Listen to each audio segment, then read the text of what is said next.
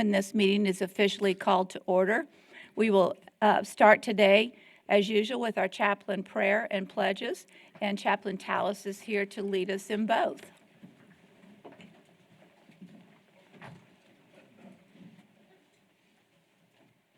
Good morning. Will you join me in prayer, please? Our Heavenly Father, we pause this morning to simply come before you and to recognize that you bear witness to who we are and to what we do. Before we begin this meeting, we want to offer our thanksgiving to you. We thank you for your faithfulness to us and the provisions that you make in our lives. We thank you for each person in this meeting and the unique talents and the perspectives that they all bring.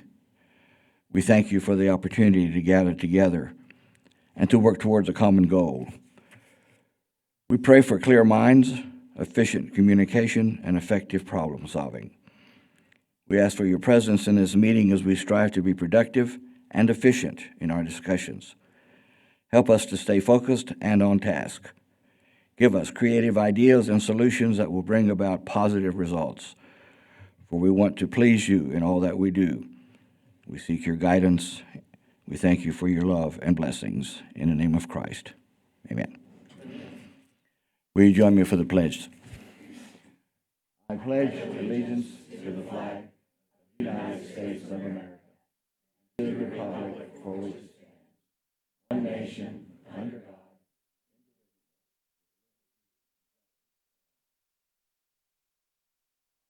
Texas flag, I pledge allegiance to thee. One state, under God. May be seated.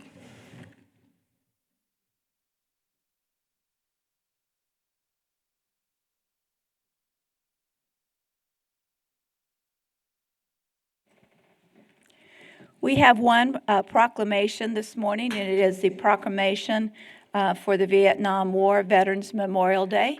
And so, Larry, you want to join me up front here as we read that? Good morning, ladies.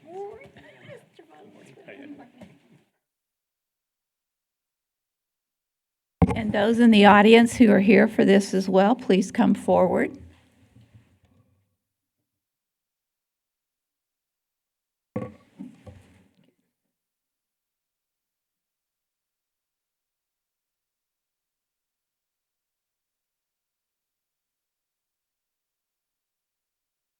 The Vietnam War Veterans Recognition Act of 2017 established March 29th as National Vietnam Veterans Day. This year, March 29th, marks the 50th anniversary of the imminent capture of Ho Chi Minh City, the former capital, Saigon, of the Republic of South Vietnam by North Vietnamese forces. This was the last major military event of the Vietnam War that occurred from March 4th to April 30th, 1975. President Gerald Ford's proclamation on May 7, 1975, administratively ended this divisive war for the United States of America. On March 29, 2025, we will once again pause to remember the more than 9 million military personnel who served on active duty during the Vietnam War era from August 5, 1964 to May 7, 1975.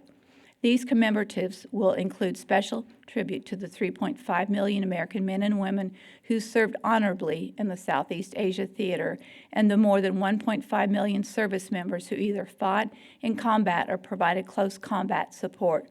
All these veterans served with courage and valor during what was, at that time, this nation's largest war. As a nation, we owe an immeasurable debt of gratitude to all veterans who served in the Vietnam War theater of operations, especially to the more than 58,000 who made the ultimate sacrifice, including more than 20 of our own heroes from Tom Green County. The freedoms we enjoy daily are a direct result of their commitment and sacrifice, and we are grateful for their unconditional service. It is equally important to understand and acknowledge the struggles that untold numbers of these war horses and their families live with in their daily routines. As a nation, it is our duty to ensure that we always remember them and diligently strive to meet their needs. As President Lincoln said, quote, "to care for him who has borne the battle and for his widow and orphans," end of quote.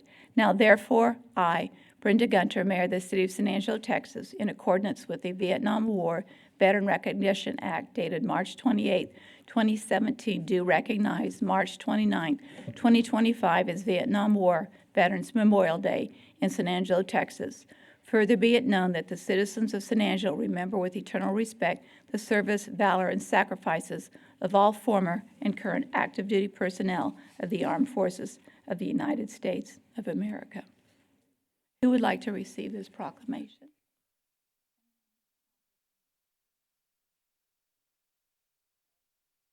Thank you to the City of San Angelo, Mayor Gunter, City Council, for recognizing the bravery of these young men when they left for war.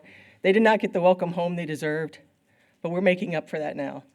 And I would ask you please to stand and give a round of applause for all the Vietnam veterans that serve in our community.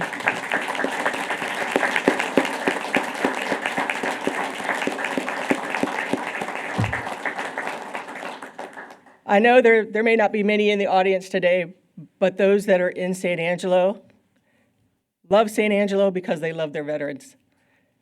And you being here, recognizing them on this day for their service is greatly appreciated. Thank you.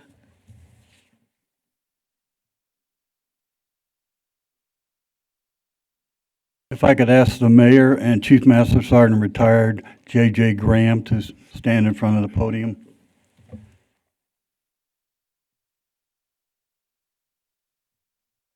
On the 28th of this month, there will be a ceremony at Goodfellow marking the 50th anniversary of the official end of the Vietnam War, America's longest war up to that time.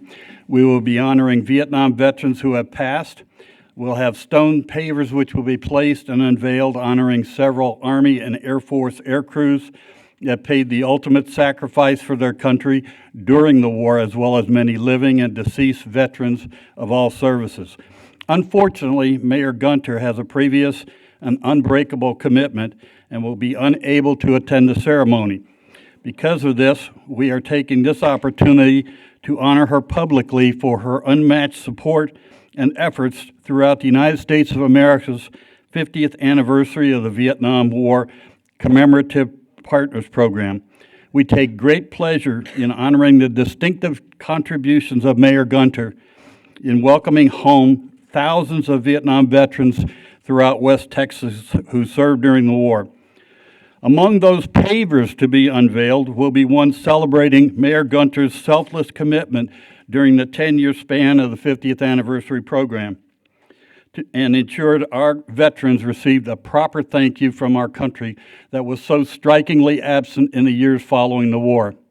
Mayor Gunter participated in countless ceremonies throughout the Concho Valley, honoring our veterans' service and sacrifice, pinning each of them with a distinctive lapel pin and greeting them with a heartfelt and sincere welcome home on behalf of a grateful nation. And so, on behalf of the United States of America's 50th anniversary of the Vietnam War Commemoration Program and the EC-47 History Site Commemorative Partners Program Committee, we are very proud to honor Mayor Brenda Gunter as a champion of the 50th anniversary program and to present her with a medallion identical to the one that will grace her paver at the Wyatt Eddy Memorial Plaza in front of Wing Headquarters on Goodfellow. I read the inscription on it. At the very top of it is the seal of the City of San Angelo, and below it reads, Honorable Brenda Gunter, Mayor, 2017-2025, a Vietnam Veterans Welcome Home Champion. Would you please join me now in a round of applause?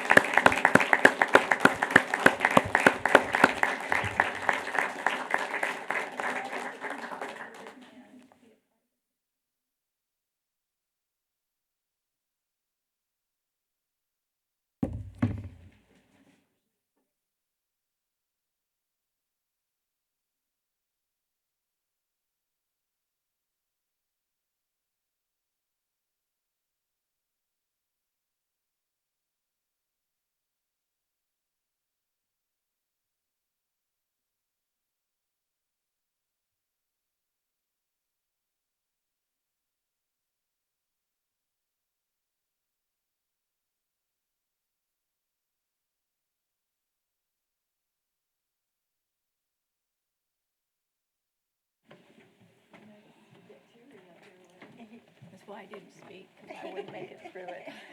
Congratulations. Thank you.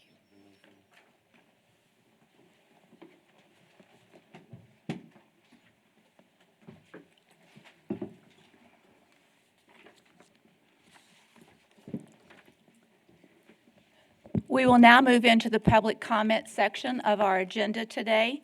Members of the public may raise issues or concerns not listed on the regular agenda during this time. To participate, please sign in with the city clerk prior to the beginning of the meeting. Speakers will be called in the order they signed in.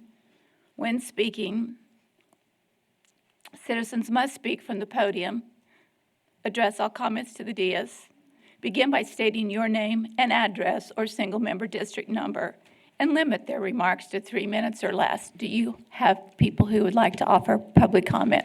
Yes, ma'am. Justin Walcott. Perfect.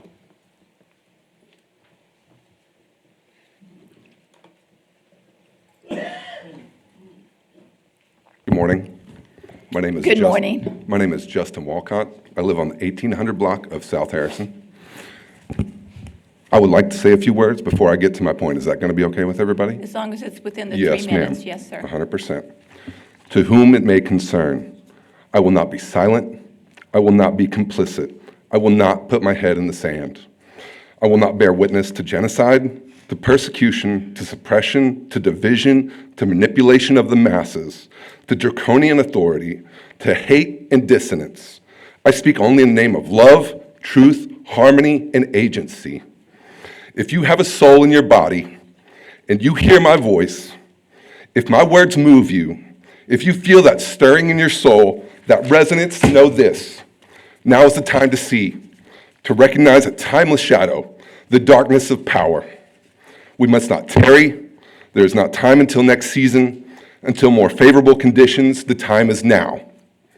As the skies rain airplanes amongst many other ills, Congress has failed to hold our president, the head of DOJ, accountable for violating the 1928 non-delegation doctrine, which prohibits the powers of Congress from being delegated to anyone except Congress. The entirety of Congress, Musk, Trump are all guilty of this crime. We are seeing that further measures must be taken. Power has been left to stew for too long. Yet we cannot throw out the baby with the bathwater.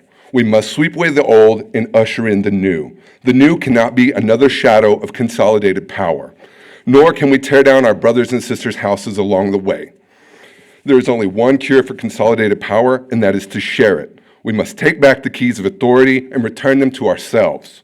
Just as those before us had their battles, like our grandfathers charging into the beaches of Normandy, so too must we fight.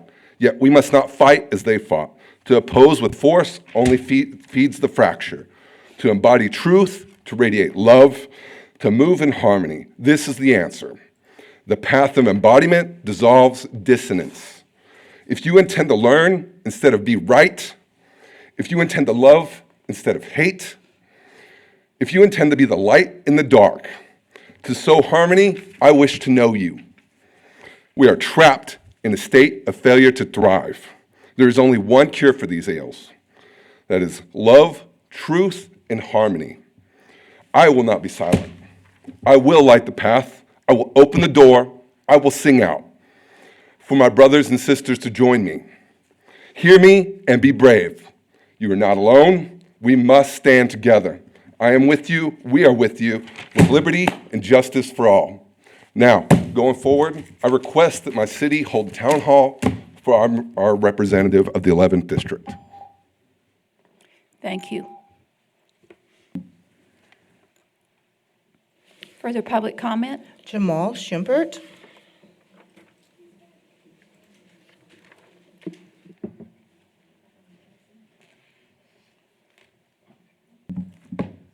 Jamal Shumpert, 2817 North Irvin Street. Congratulations, Mayor.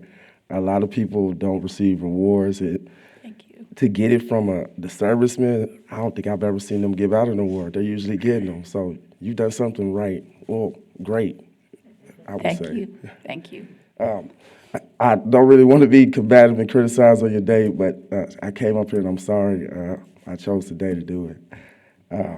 But last week, y'all had an executive session in which y'all came out of and y'all approved an agenda item. And normally before public comment, that'd be just fine for y'all to approve it. But because we have to sign up for public comment, we can't sign up for any executive session items. So we won't be able to make an actual public comment on them. And to speak about that item today, the sale of 343 acres at $50,000, that is quite a bit of money. What y'all are probably planning to do with it is continue and finish the river stage, maybe the 4.5 million total, second phase. That'll leave you about $13 million in there.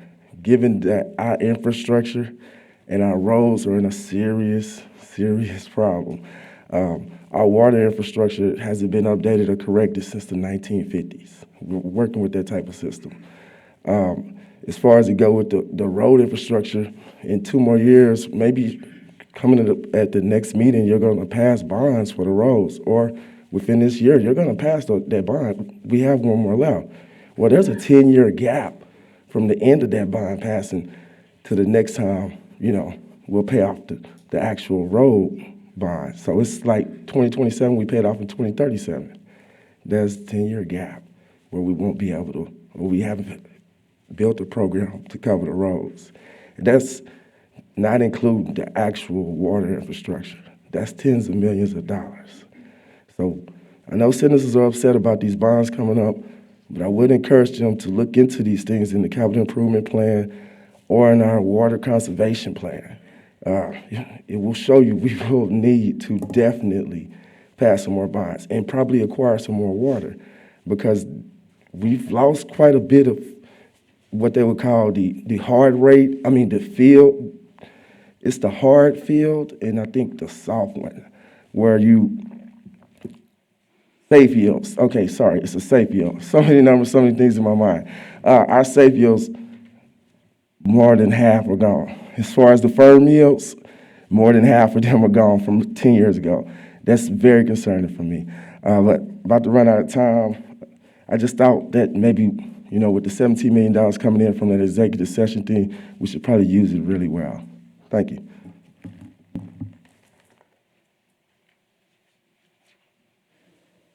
That's all. With no more people having signed up for public comment, this will conclude our public comment portion of the agenda. But I will open up for council members at this point if there is something that they would like to make an announcement about or add some public comment about anything that might be going on in their district. So I'll start with Tommy. Do you have something you would like to bring forward? No, ma'am. Tom? No, ma'am. Harry? No, ma'am. Lucy? No, ma'am. Karen? Yes, ma'am. I would like the discussion to include a published date for the public for the Cultural Overlay Town Hall. Okay. And, no, okay. With that, Karen has asked for a public date. Aaron, do you have that date for the next town hall meeting at this point?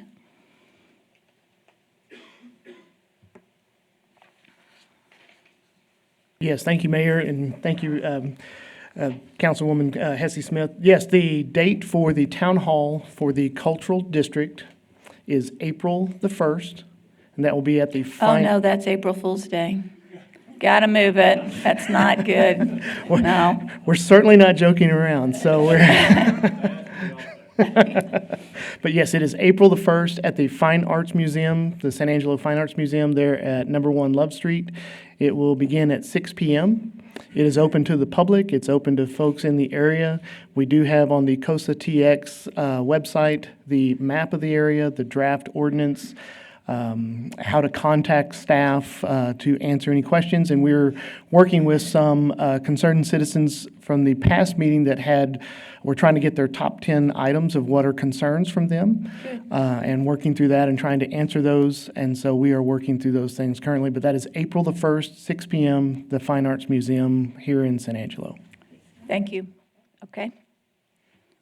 We will do this every city council meeting after public comment closes, allow you to have an opportunity to announce a town hall meeting that you might be having in your district or any specific issue that you want staff to comment on or bring forward. With that, we will move into our consent agenda. We will start with Larry. Are there items that you'd like to have pulled from the consent agenda? Yes, ma'am. Item D. D is in dog, Yes, ma'am. not a And, stray uh, dog, but just a regular dog. Okay. Oh, sorry. Didn't mean to say that. Okay, Karen? No, ma'am. Lucy? No, ma'am. Harry? No, ma'am. Tom? Nothing to pull. Tommy? No, ma'am. And I'd like to pull item M and N. So may I have a motion for approval of the consent agenda with the exception of item D, item M, and item N? Second. Second, any public comment? Jamal Schumpert. Jamal, you're up again.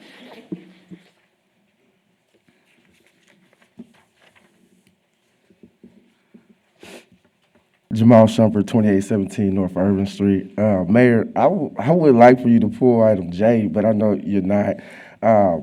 Item J doesn't have the receipt for the piping on it. That's the only reason why I want you to pull it out. I wanted to see the itemized detail list of the charges. They didn't include that in the request letter.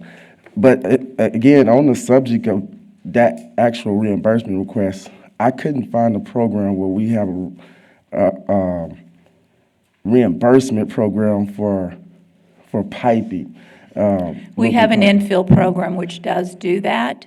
This is not an infill item, but we do have an infill program which does reimburse development for infill sewer, water, curb, gutter, and development. Yes, that very much does, and it is usually for the citizens and developers. But this request doesn't fit up under that program, which is why it's concerning to me. How would the person know to ask for $30,000 after they wanted to expand? And then the angle we take from this from your staff, they make y'all think that we're saving water. No, it's a requirement that they put in a looping system. And if that's a requirement to do business, why are we subsidizing our business? It's $30,000 we could use for something else.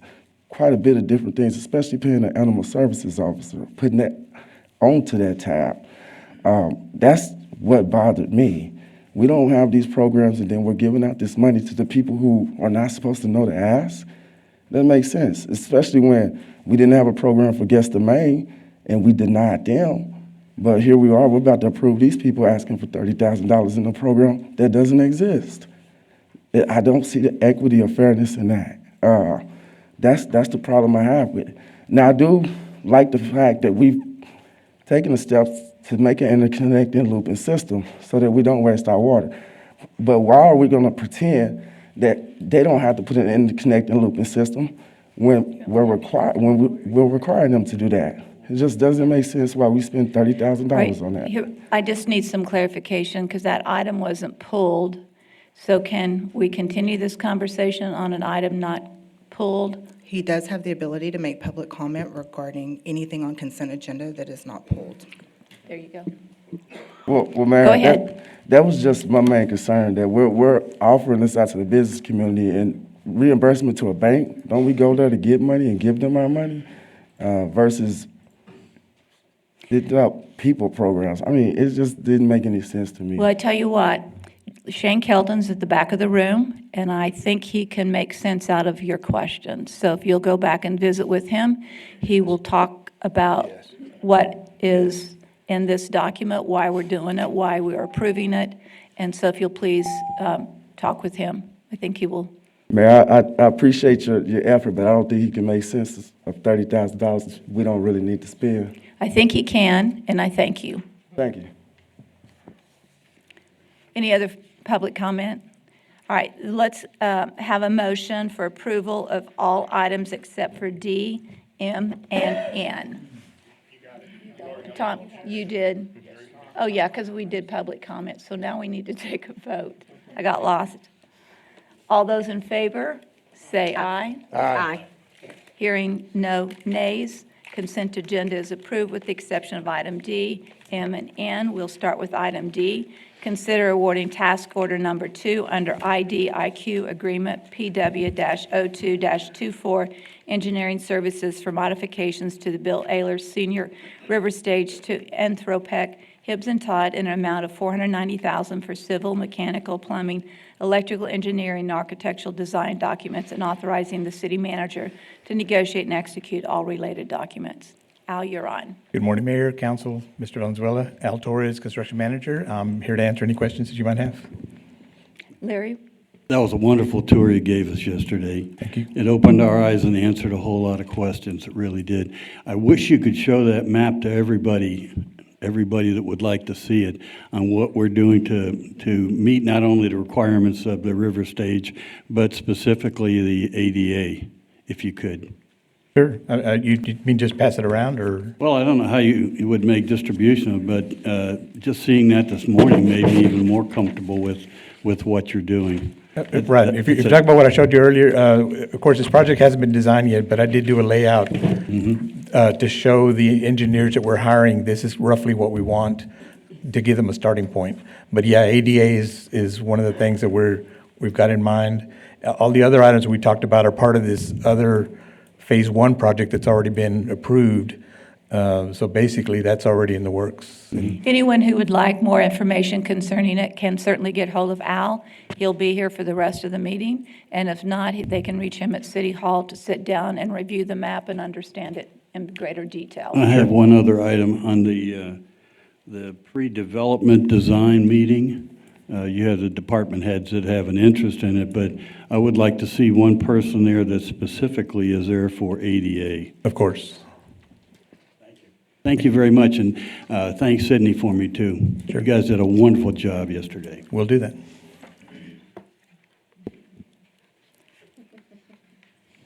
All right. Would someone make a motion to approve item D? Second? Second. Motion has been made and approved. Any public comment on item D? No. Let's take a vote on item D. All those in favor, say aye. Aye. Motion is approved, 7-0. We will now go to item M, consider a resolution adopting the March 2025 purchasing policy. Jeff, you're on. Good morning, Mayor and Council. Good morning. Jeff Tomlinson, City of San Angelo Purchasing Manager. I'm here to answer any questions you may I have. would like to know specifically what this purchasing policy is, What it does? what it is. What it is? Oh, so Because I this- can't pass a resolution if I don't know what it is. Oh, absolutely. So this purchasing policy outlines all of the procedures for city departments and staff to follow guidelines. It has everything from purchasing computers to, any services that city departments would need. And when we do this, we ensure that those items are specifically budgeted Yes. Yes. and in our budget so that we're not purchasing outside the context of budget, right? Yes, ma'am. Right. Do we have questions for Jeff? Karen? Can you confirm for us, please, Jeff, that this is an effort to bring us up to federal standards? Yes, this is going to keep us with industry standard for all state and federal grants. Any other questions or comments? May I have a motion for approval of item M? So moved by Harry, seconded by Larry. Public comment? We will take a vote. All those in favor say aye. Aye. Motion passes 7-0. Item N, consider authorizing the airport director to negotiate and execute temporary non-exclusive license agreements with permitted food truck vendors to provide food vending services on city airport property. Justin, thank you for coming forward, and you want to talk about why we're doing this, the reasons behind it, which I think are very valid, and what it does to help the airport. Yes, ma'am. Mayor, Council, thank you. So we've had a lot of requests for additional food options out at the airport with the closure of the Chinese restaurant. And, we're so far out there in town, it's hard to drive into town, grab lunch, and come back to the airport. Specifically for tenants, and when we do detachments such as the Canadian Air Force, they've asked for additional food options. So we're going to work with legal. We're going to get permits drafted, and we're going to limit the number of food trucks so we have control over how many food trucks are vending on airport property. We do it for 1 year, a 1-year annual permit, so we can control how long they're out there, and we can gauge the service that they're providing the tenants at the airport. And this just provides a service to our tenants, airport users, to have just different food options available at the airport. Questions for Justin? Yes, Karen? When do you plan to start this, when it's approved? It would be pretty quick as soon as we can get the agreements drafted, and we're talking to 2 food trucks now. There's interest from them to come out. I think it's a great idea, thinking outside the box and making sure that whether it's someone using the airport to fly out or in, or staff and/or other people using the airport. So I think it provides a service that we've missed without the restaurant opportunities inside the building. So Right. thank you for thinking outside the box.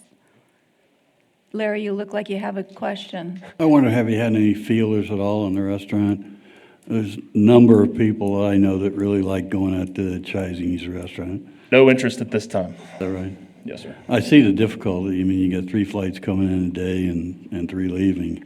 That leaves a lot of time there. That restaurant is open, but they're not really conducting a lot of business. So I understand your problem. Yes, sir. Mayor, Yes. Justin, I assume, which is dangerous, but I assume you would work with the food trucks to have them on site during inbound and outbound commercial flights with American. Is that accurate? Well, we would definitely highlight the airline schedule so that they're available during that time. And there could be a breakfast option, there could even be a dinner option. But the primary focus has come from the tenants who are working at the airport throughout the day. U.S. Customs and Vertex, Rangers, some of those folks, they've just requested additional options. And so having those folks around the airport around lunchtime, it just saves them the trip into town and they can stay local at the airport. Sure, okay, thanks.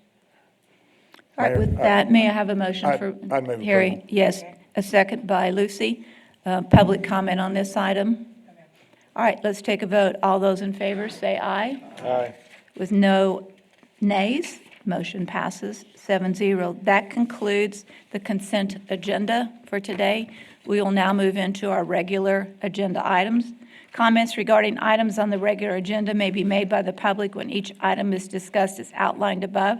To participate, please sign in with the city clerk prior to the beginning of the meeting. Speakers will be called in the order they signed in. Comments are limited to less than 3 minutes. Applicants, proponents, and appellants are exempt from the time limit above and instead must limit their remarks to less than 5 minutes. Today, item A is consider accepting the city's fiscal year 2024 annual comprehensive financial report and single audit. You're on, Tina. Thank And I you, guess Mayor. Good morning. Clayton's here as well. Tina Deersky, Director of Finance. I'm going to introduce Clayton Rogers. He is the audit manager with Patillo Brown and Hill. This was their first year to perform our annual financial audit, and everything went very smoothly. I think this may be a record for timing as far as getting this to City Council after the end of the last fiscal year, and so we're very pleased with their work, and we had a good audit this year. And I'll let Clayton, he's going to come up. When and you give say a good audit this year, is that to say we haven't had one every year? Every year since I've been here, we have. Okay, good to know. But Clayton's going to come up and kind of talk you through the audit process and give you some of the highlights that came out of our annual audit. Thank you, Tina. Mayor, Council, thank you all for having me. We do like to think it's a good audit. We generally try and do good audits. Think or you know? We like to say that we know, but Okay. B? Yeah. well, as Tina said, I am here to answer any questions you have about the audit process. I am, as a CPA and a numbers guy who helped put this document together, I would love to give you all the 5 minutes per page version of this 156-page document. However, in the interest of time and not wanting to put anyone to sleep, I'm going to keep it very high level for my presentation, and then I would be happy to answer any questions you might have and go into any detail that you would like. So as Tina mentioned, this was our first year to do your audit, and so just a quick introduction, that first slide. Patillo Brown and Hill, we just turned 100. I've not been there for all of those 100 years. We are based in Waco. We have several offices around Texas and one in Albuquerque, New Mexico. We're what you would call a mid-sized firm. We're about 175 people, mostly based out of Waco. And we have a government audit group that government work, it's about 55 people right now. Government work is all we do all day, every day. Only audits of cities, counties, school districts, councils of governments, those types of entities. So we very much appreciated the chance to to do your audit this year. As Tina said, again, she did steal my thunder. It was a clean audit. So I'm here to talk about that unmodified opinion and just a little bit about really what the audit is and what the audit is not. You should all have copies of the city's annual comprehensive financial report. And our auditor's report goes into some fairly detailed language, but that really what it says is that management of the city is responsible for that document and everything that's in it. Our responsibility as your auditor is to audit those financial statements and render an opinion that the financials are materially correct. Now, materially correct doesn't mean perfect. We don't look at every transaction. We don't look at every dollar. That would be cost prohibitive. And the audit process is very much risk-based. There are things that we spend a lot of time on, but for example, your sales tax revenue, even though sales taxes are one of your largest revenue sources, because of the data that we have that we can get independently from the Texas Comptroller, we actually spend very little time auditing the sales tax revenue, despite how large it is, because we have a lot of really good data available to us. So it is not absolute assurance, but it is what we call reasonable assurance, which is a pretty high level. We have conducted our audit in accordance with both the AICPA's auditing standards and government auditing standards, as is required. And at the end of the day, we were able to render an unmodified opinion or a clean opinion on the financial statements.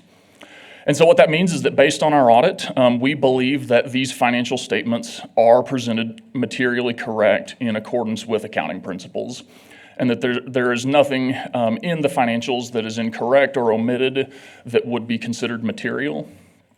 And just as a reminder, material, the delineation there is really what would influence decision making, both in your role as counsel. Probably most importantly externally would be your bondholders, as well as federal and state granting agencies.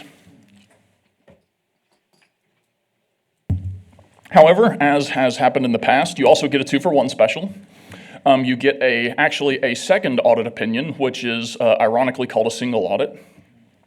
Because the city spends $750,000 in a given year of federal funding, the federal government attaches a lot of strings to the money that they send your way.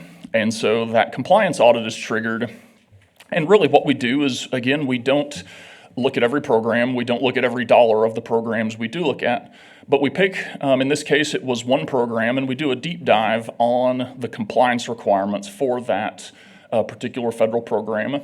Look at the money that was spent during the year, and was it being spent in accordance with the federal guidelines. And just like for the financial statement audit, it's reasonable assurance for material compliance. So those same limitations are there, that it's not perfect and there are limitations, but that it is a pretty high level of assurance. In this year, for 2024, those bonds that were issued last year through the Water Development Board are subject to this as they're spent, and so that was the program we looked at. Total federal expenditures was $16.7 million, as it shows there. Off the top of my head, I believe the Water Development Board funds were 11 or 12 million of that number. So a large portion of those federal funds were being covered under our compliance audit. And we were able to render an unmodified opinion there as well, which means that based on our audit, we believe that there is no significant noncompliance that would be considered material to that program. So in summary about audit opinions, financial statements, clean opinion, and federal single audit, unmodified opinion as well. Just a quick refresher, under government auditing standards, we have a couple of responsibilities that I wanted to just mention and to clarify as well. We look at internal control. I listed financial reporting here. We also look at internal control over those federal programs, the federal program compliance. But to clarify, we don't, our responsibility as your auditor is to look at the city's internal control to the extent that it helps us plan our audit. What areas do we need to spend more time on, less time on? How do we design our procedures? However, we are not engaged to do a systematic review of all internal control, and it's not our responsibility to go looking for problems with internal control. Similarly, we do look at compliance with certain laws and regulations, but that it's very much geared toward not all compliance with any laws or regulations. It would be what would be something that is really, really directly related to the financial statements and could affect them materially. If you were looking for an example, probably your debt service tax rate is probably probably the most prominent one that they be put in the debt service fund and used for those legally restricted purposes. We did have, based on our audit, one finding that was issued. And I wanted to go over that and clarify, and here in a few minutes, give you an opportunity to ask questions about this, because I wanted to make sure that this was clear. Because I know sometimes the way our reports and the findings are required to be written, sometimes it's not the most clear language and it can be a little dense. So in our audit, there were a couple of things kind of broadly related to revenue recognition. One, I believe the total was about $12 million. One, about 8 of it was ARPA funds that had not been spent yet. The other portion was some receivables for, mostly I kind of broadly refer to them as liens. Ambulance billings are in there as well. Anything that was kind of not collected soon after year end that the city will collect, but that will not be collected for an extended time, probably in the future. So it was something that it was not, to be very clear, it was not something that management was not aware of requirements on how these things should work. I think really it was probably a difference in interpretation.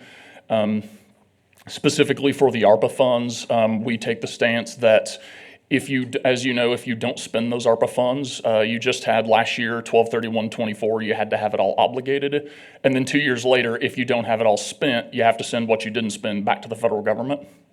And so we take the stance that when you get that cash up front, you should not call it revenue until you spend it.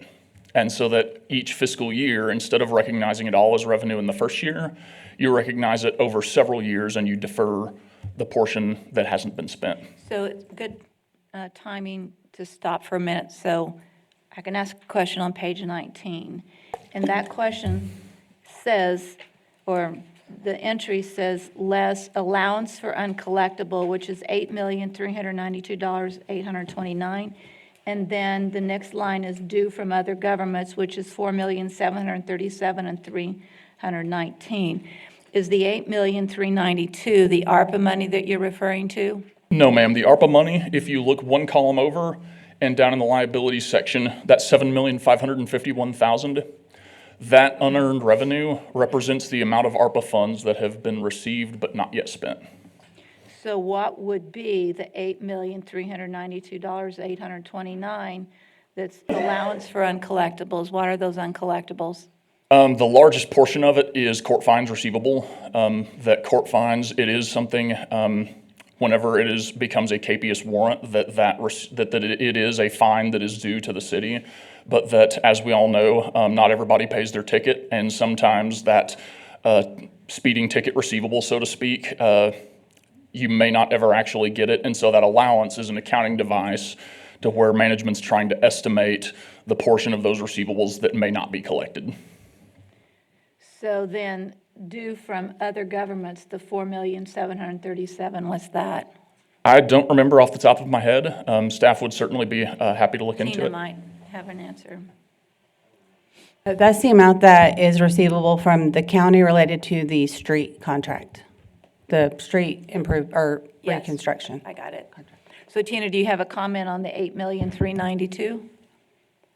If, for example, if it is a municipal court item, is that reflected in the municipal court P&L?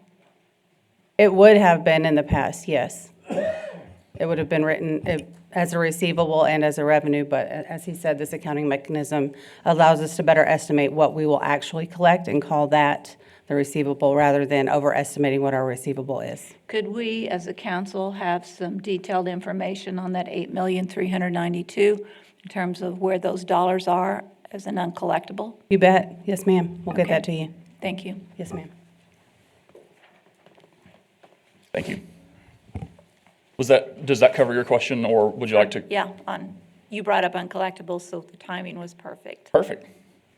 Just to continue on talking about those couple of issues, it was something really that because it affected a prior year, we did restate beginning fund balance. However, it's something really, whenever there is a restatement of that magnitude, it's something that we are pretty much required to issue a finding that kind of assumes that internal controls in the past didn't catch it. But again, I'd like to emphasize that this was not an issue with day-to-day processing, and it was not necessarily really an issue with anyone having the knowledge or the understanding of what to do. It was simply, when we brought this to their attention, they were very forthcoming and receptive to, hey, we think that maybe this is the way that it needs to be accounted for going forward, and that I think we were very quick to get on the same page with that. Okay. So, as I close and open it up to any other questions you might have about the financials or the audit process, just a quick overview of the annual comprehensive financial report. It's really divided into three sections. The introductory section, which starts with a letter of transmittal. The meat and potatoes is in the financial section, which has both our auditor's report, all the basic financials and the notes to the financials, as well as a number of other combining and more detailed statements. And then the statistical section, which is in the back of the report and contains a number of different financial and statistical trends, many times presented over a 10-year comparative basis. One thing I would like to point out is that the only Section 2 is required. The term comprehensive implies that there is a separate above and beyond set of criteria that management makes this document adhere to and receives an award from the Government Finance Officers Association for this document, which now that it's been completed will be once again sent off to a group of volunteers around the country like myself who will sit around and pick nits with it. And not only does it get reviewed by people in other states, that introductory and statistical section are completely not required. Those could be removed 100% and our audit opinion would not change.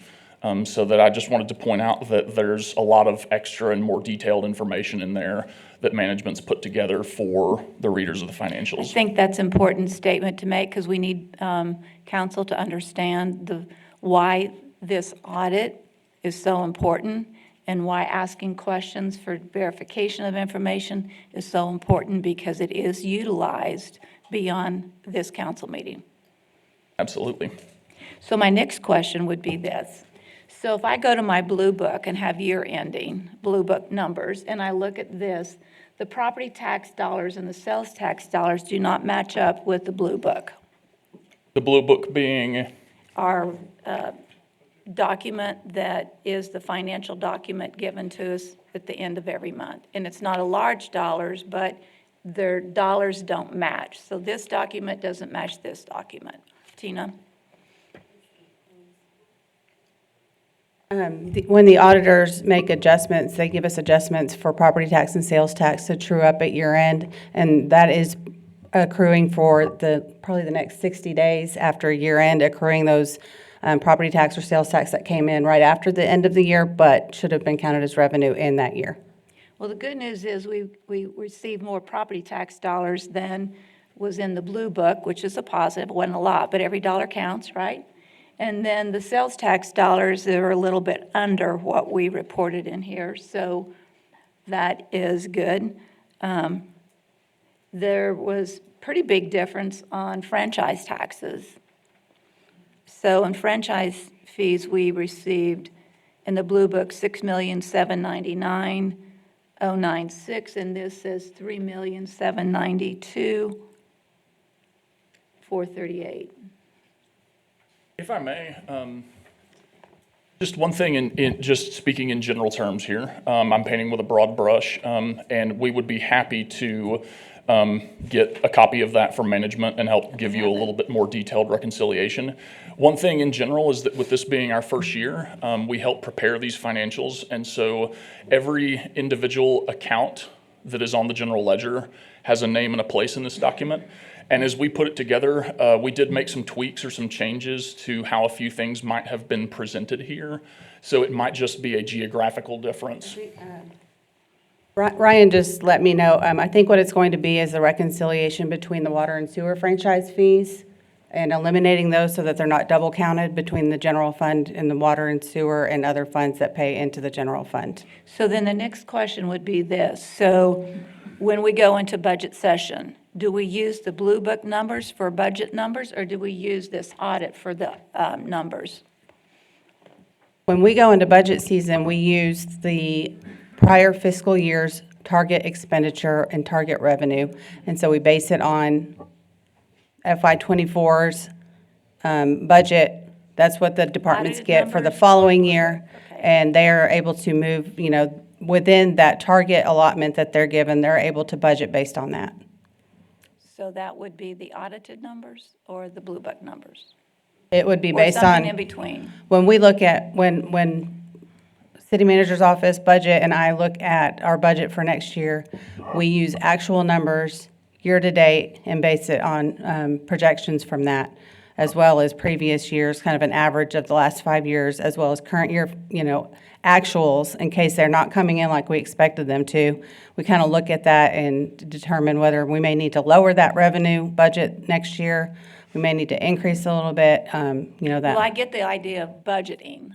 What I'm asking is about the Blue Book and what numbers you use when you're getting ready to budget. I get what we budget. I mean, I So the- understand that, but I just need to know which numbers we use, so when we have a this year to last year comparison, what number are we comparing it to? We would base it more on the Blue Book numbers because they're actual data that we input into that document. That's the question. Thank you. Yes, ma'am. And to add to that as well, I think you're actually probably spot on with your suggestion about in the middle. The Blue Book, not only might there be some geographical differences, the basis of accounting is a little different. It would be wholly impractical. However challenging the budget process is, it would be 10 times more difficult if all of the numbers that were being budgeted were given the same accrual treatment that is presented once a year in this document. As Tina mentioned, the property taxes receivable, it is an extremely common, if not universal practice, that property tax receivables really only get adjusted once a year. And so that would be an example of a difference between the two sets of documents, and that it's really practicality and expedience that is the reason why very, very, very few budgets try and reflect all of those different accounting adjustments that are made here.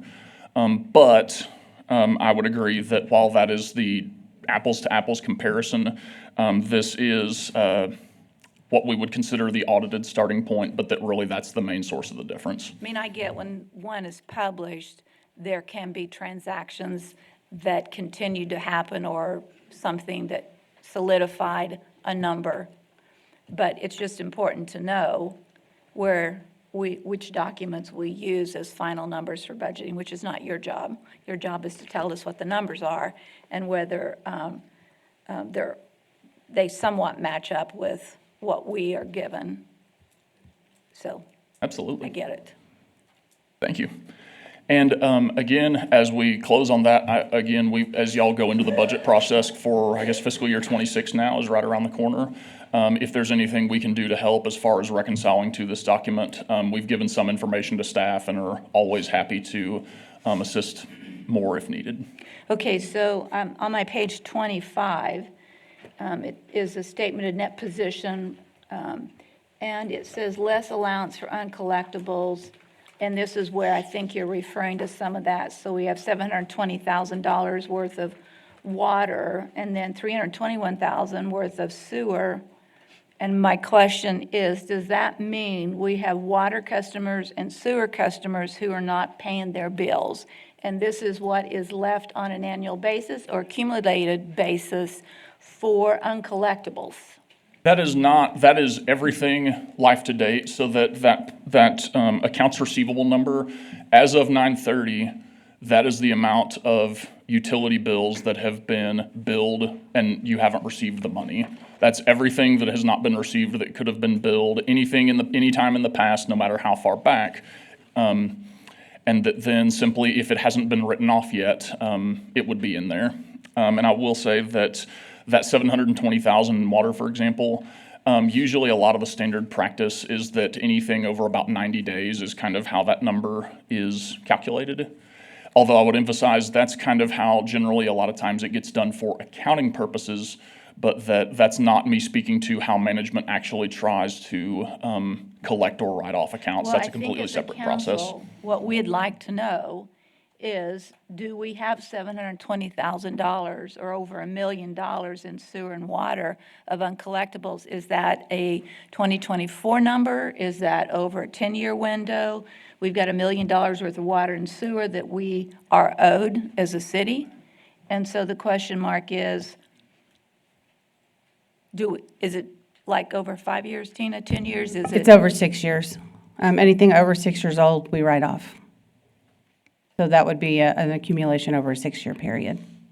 So over 6 years, we've got $1 million uncollectibles. Not today, but could we see a breakdown on that? I think we'd be interested to know. Sure, yeah, we can work something up on that too. And I do believe that for our water and sewer funds, they do have a collection company that does Agreed, collections and for so them as well, so. I know we do, and so my question is, how well are they doing? Right, it's a good question. We'll get something to you.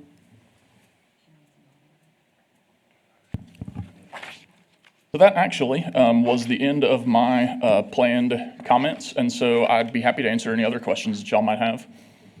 Okay, I have a question on page 34, but I got to see what it is.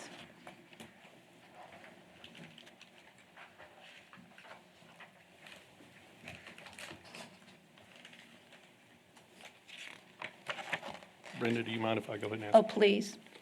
And anybody else while I'm Clayton, from pulling what paper. you've seen on all that, can you benchmark us against other cities similar in size and say, where do we fall within that window? Are we, say, in the upper tier of what we provided you was accurate, correct? And we all understand that in business. Just because we missed it doesn't mean it's right. Are we pretty good in our compliance along these guidelines? Generally speaking, I would say yes. That's actually something usually that I throw in. I got excited and carried away talking about numbers and failed to mention it. But I would like to thank Tina, Ryan, everyone with the city's finance office. And then also we speak with some other departments, municipal court, utility billing. Everybody we worked with was extremely forthcoming, helpful, communicative. It's certainly, an audit is never easy, and getting things audit ready, there's a lot of stuff that happens that can't be started until 9:30, that then has to be done when we hit the front door, so to speak, in the beginning of January, and then anything that didn't get done has to get done while still making payroll, paying the bills, keeping the lights on. So that there were definitely challenges. Some of those were just based on it being a first year that we have a little bit different method. Maybe we ask for something using a little bit different wording or terminology than what they're used to. But that overall management was extremely helpful and that the documents we got were in very good shape. So going back to my original, how do we compare to maybe some benchmark cities? And are you even allowed to say that? But if you wanted to compare us to cities of basically similar size, how do we look? I think it's something that, and I don't say this to dodge your question, some of it depends on not just which cities we're talking about, but where we are with those cities, because turnover is very challenging, and some cities will have up years or down years, especially like when you have someone who's a very experienced staff member, if they leave or if there are unexpected hardships. That can mean that someone who has a really great operation for many years, things can go sideways for a few years until things get back on the rails. But I would say, generally speaking, I think y'all are very well within line of the practices and level of detail that we're used to seeing out of cities your size. Cool. Thank you, Clayton. One of the biggest issues, and there's a lot of pages that define and go through a lot of detail relative, and that's on benefits and the liability on benefits. And so if you go through these numbers and you look at what is provided, there are questions certainly in terms of where we're at, in terms of the obligation that we have going forward on benefits. So on page 68, where you look at inactive employees or beneficiaries currently receiving benefits, there's 676. If you look at inactive employees entitled to but not yet receiving benefits, 410 people. The active employees is 731, so there's more inactive than there is active. Is that typical? Generally speaking, yes. And I will say, a lot of people will picture accountants we're being the ones who love numbers. Really, it's the actuaries who put this pension information together. They're the ones that really love numbers. And I'm very appreciative that it's people smarter than me spend a lot of time. Those actuarial firms do a great job coming up with all of that information. I'm sure they're giving some specific direction in terms of how to determine all of that.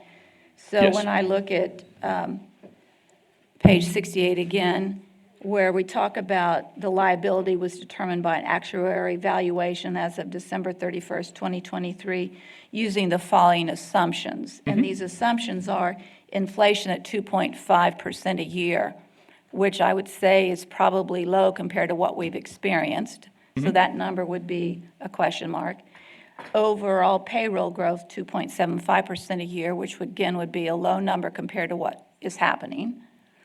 And the investment rate of return is probably a good number, 6.75%. But the concern I would have, and this isn't your job, I don't think, so, is if those numbers are wrong, are we under-projecting the pension liability going forward? That's a great question. So TMRS, I will not go out on a limb. I do not know for a fact that they use the same actuary for every single plan in TMRS, but I've never seen anyone other than one firm produce those reports.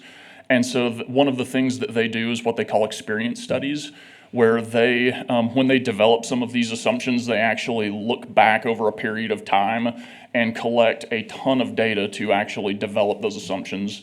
And I believe some of these things, like those numbers you just mentioned, there are some employer-specific pieces of that, but a lot of that are assumptions that TMRS's actuaries come up with on a system-wide basis, kind of looking at the experience based on both the city and what are some larger trends at cities across the state. My greatest concern is down the road, the liability. If it's not projected correctly, 1% off could be, particularly if it's on two different lines, could be a huge liability going forward. And particularly when you look at the total pension liability as of the 12/31/2023, if I'm reading this correctly, it's $295 million. That's a big number to swallow. It is. Just saying. And so I think then that definitely is something that it is worth understanding where a lot of this comes from. But then also looking to the right of it, that $249 million, this is a slight oversimplification, but that's essentially a bank account in Austin that is y'all's contributions being invested. And so that total actuarially determined liability, it is a big number, but that there's also a lot of investments that are being put toward that and are growing on a regular basis. So when you look at the net pension liability of $45 million, that's the difference between the total pension liability and the plan, right? That's correct. So the real number that one would worry about or question is the $45 million. Yes. Correct? Correct. But again, that doesn't represent, that's never a check that the city's going to have to cut. It's simply a best guess of what are the future costs going to be. That's an important statement. That's what we all must understand, is that it's a number that the city doesn't have to panic or worry about, right? Yeah, and I think... In the audit, it might reflect that you would, but in reality, it's not a number one has to have a lot of concern about. Would that be correct? I think so. And I think it's something, without getting too technical, TMRS is a plan where all of the assets are generally pooled for investment purposes. And so I say it's a bank account in Austin, but that really TMRS is investing all of those funds collectively. And so they're able to insulate a lot of the investment risk. Whereas, for example, and I'm not wanting to go on a limb here, but that with, for example, the fire pension, when you are a single employer plan, there's much more chances of, if there were problems with the investments at some point or with the actuarial determination, that it's not spread out over many different cities' investments. So that's why we a lot of times see that fire pension is something that gets paid a lot more closer attention to, because it's not something that is a statewide system. I think, and again, for clarification, thank you for that, because many people ask us as mayor and council members about the pension obligation, and if, in fact, the city is in a safe and good position. And I think you've just described it as a good and safe position that exists. Yeah, it's not something that we probably have the expertise to say that the plan is correctly funded, or that management needs to take one action versus another in the future. However, it is something that the assets are there, things are being invested, things are growing, and that we haven't seen anything that indicates that there was any specific major problem based on the 1 year that we've looked at it. All right. I'm going to open it up for other council members for questions or clarification that they might have. Larry? I wondered if you had reviewed previous years. No, sir. We don't know that items in the past have been closed out. Satisfied? Now, are you referring to financial information or like the findings from last year? Yes, the overall findings. The findings we do follow up on, and that overall, we believe that they had been resolved. Thank you. Other, Karen? Lucy? Harry? Tom? Tommy? All right, continue. Oh, that was all I Finale. had. So if you'd like me to just open up, we can open our hymnals to page 67 and. I've never found middle C, so you don't want to go there. Yeah. Okay, thank you very much. You're very welcome. Thank y'all. We don't need to take action, is that correct? No, we'll need a motion to accept the audit and a second vote. So may I have a motion to accept this audit as presented? So moved by Harry. Second by Tom. Any public comment? Jamal Schubert. Jamal, you're up. Jamal Shumber, 2817 North Urban.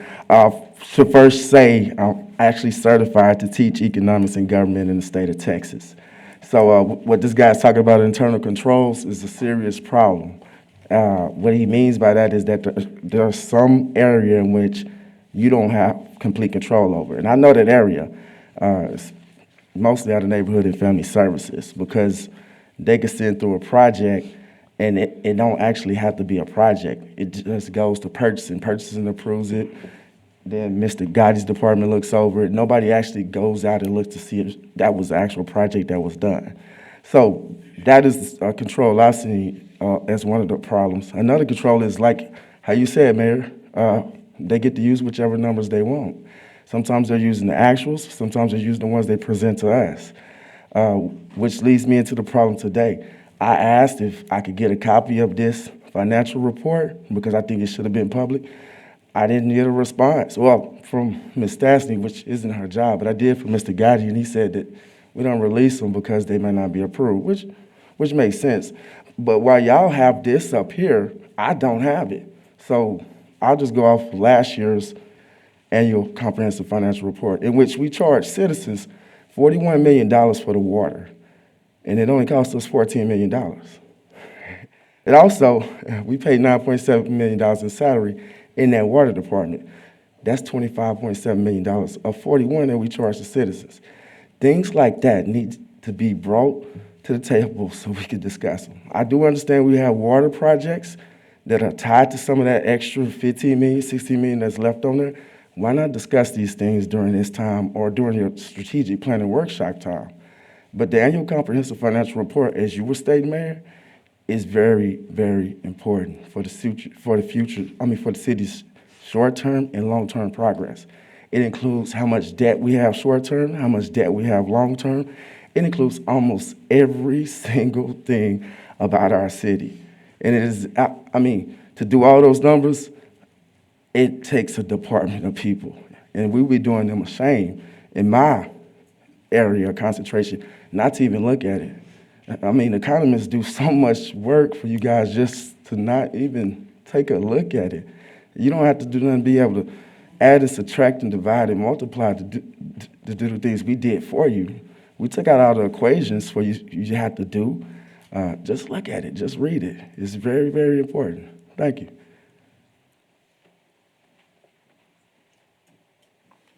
Mary Coffey.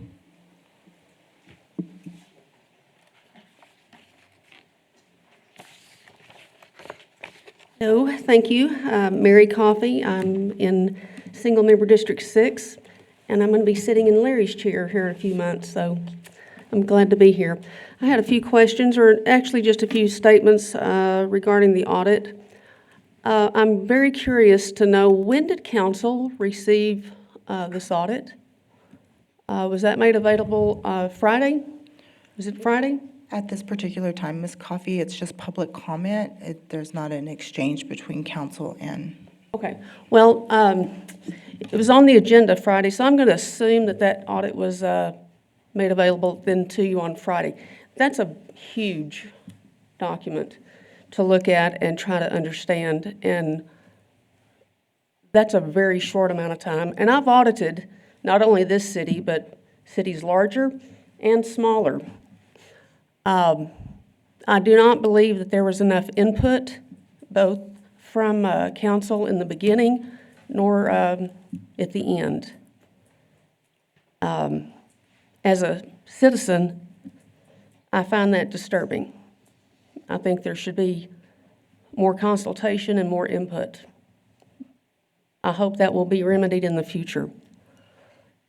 I also am confused as to why that is not made public, this document. Maybe now that it's been approved, maybe it will. I'd like to bring to the attention, this is common sense, but we all have to be reminded sometimes. The hierarchy of San Angelo is the citizens, then city council, then city manager, then staff, and it goes from there. I think we should remind ourselves that the citizens come first, then us. Just a little reminder on that. The revenue is the citizens' revenue, and they need a louder voice. Anyway, thank you for your time.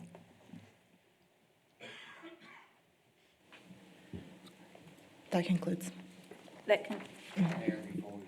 Yes, just a minute. Harry, would you like to speak? Yes, please. Your microphone, please. For the people that are in the audience today and those that are watching as we broadcast this, one of the things they need to understand is we have an audit committee, and that audit committee reviewed this document with the auditors 2 weeks ago, Tommy? Tommy and I are both on that committee, and we have some outside CPA people that sit on that particular committee. We reviewed this document a couple of weeks ago, and the audit committee made the recommendation to move this document forward to the council. So it's not as if all of this information is coming to us very quickly. A couple of us have reviewed this. Now, I understand that not all citizens have that opportunity, but this is a draft document until this council votes on it. Once it's voted on, then it becomes a document that citizens can see. But it's a draft document until we accept it. Thank you. Any other public comment? David? No? All right, so then I would need a motion for approval of the annual comprehensive financial report. So move. So moved by Harry, seconded by I'll second it. Tom. We already did public comments, so we're just making sure we're all on the same page here. Let's take a vote. All those in favor say aye. Aye. Motion passes 7-0. Item B is a public hearing to consider approval of a 3-year tax abatement agreement within reinvestment zone number 24-2 with Zeppelin Energy Storage LLC pursuant to Chapter 312 of the Texas Tax Code and authorizing the city manager to negotiate and execute all related documents. Michael Dane, you are on. Thank you, Mayor. Good morning, Mayor and Council. Michael Dane, Interim Economic Development Director, here to talk about an item related to Zeppelin Energy Storage and our tax abatement agreement with them. This company intends to construct on the north side of 28th Street a battery energy storage facility. I'm going to oversimplify this to the best of my ability, but I think the gist of it is there's a daily cycle in the value of electricity. And they build what is essentially a big battery, and they buy the electricity off the grid when it's at its low spot in price, and they sell it back, put it back on the grid when during the 24-hour cycle, the value of electricity is higher. So they're buying low and selling high. It's a daily cycle, usually, and that's how they make their money. We have contemplated a tax abatement agreement to assist, to incentivize this project. They intend to spend approximately $160 million in plant and equipment. They've requested a 3-year, 85% abatement on the increase to that location in city taxes. One of the things that we've proposed and achieved agreement on is that there would be a floor. In other words, they've estimated $160 million, but we felt it was important to create a floor to allow some flexibility. Prices may come in lower, they may come in higher, but we don't, that below $135 million in investment, they would be in violation or in default of the agreement. We don't expect that normal construction prices will vary that much. In order to get that low, they would have to modify the scope of their project. So we think that's a good floor to protect us. We think that council, any less than that, council would need to reconsider its interest in assisting with that through a tax abatement. And so we've built in some flexibility. What happens if they build less than $160 million, or the value is less than $160 million, is that lowers the value of the abatement because it's on a percentage basis. So if they don't build that much, they don't receive as much abatement. On the other hand, if the cost to build their facility is above $160 million, they receive a slightly greater abatement because it is a percentage-based abatement. We think that allowing them that flexibility is reasonable. It's the kind of thing we deal with when we build capital projects. We go in with an idea what we think it's going to cost. We set a budget, and then we get our bids in. We find out what it really costs, and we adapt. This flexibility allows them to adapt and us to adapt also, while protecting our interests to give the 85%, whether it's up or down. The item today is for two things: action to approve substantially this agreement, and we need to open up for public comment. We have a public hearing is one of the objectives of this item. So we need to open for public comment, receive that comment, close the public hearing, and also we need to vote on the agenda item. So the question I have, if you'll go back on that screen,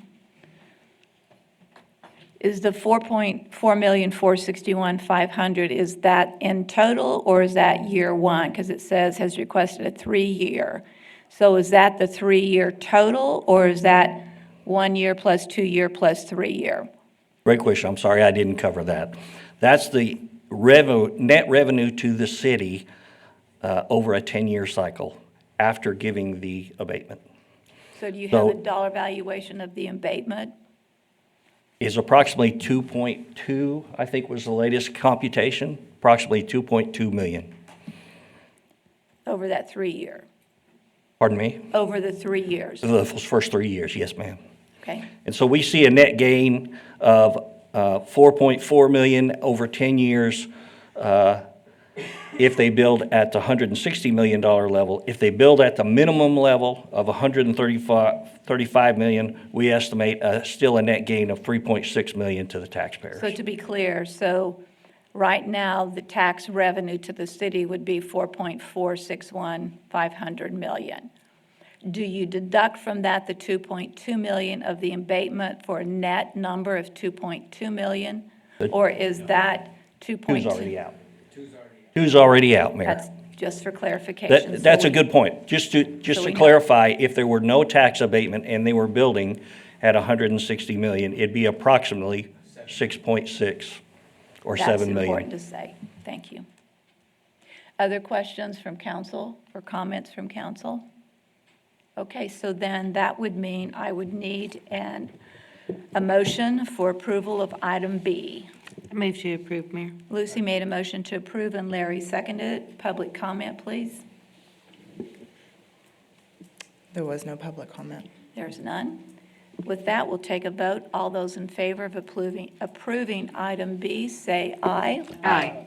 Motion passes 7-0. Mayor, special thanks to our chamber folks who helped this company stay in the process and keep us moving. And so big thanks to the mics at the chamber. We're glad to have it brought before us today. We've been waiting for this and glad that we worked through all the paperwork that's necessary to make it happen. We're glad it's going to happen. As are we. Yeah.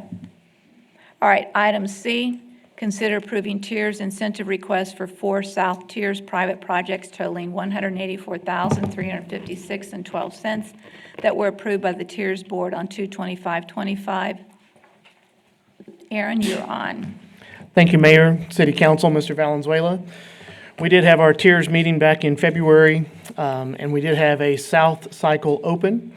And 4 projects moved forward and received recommendations for funding that you'll hear today. Our amount that we started with for allocation was actually $545,000. And I should have put that up here at the very top. I'll make sure I make that known the next time so it's much clearer how we get down to that 390. But you can see the 4 projects there, 16 North Chadburn, 200 South Magdalen, 123 North Chadburn, and 220 South Abe. Those are all in the South tiers. So you can see the request numbers, and the total amount there is $184,356. So you take that from the 545, and we still have a remaining balance in the South tiers of $390,931. So now I'll go over each project, kind of individually give you the highlights of what they're requesting and why, and we'll move on from there.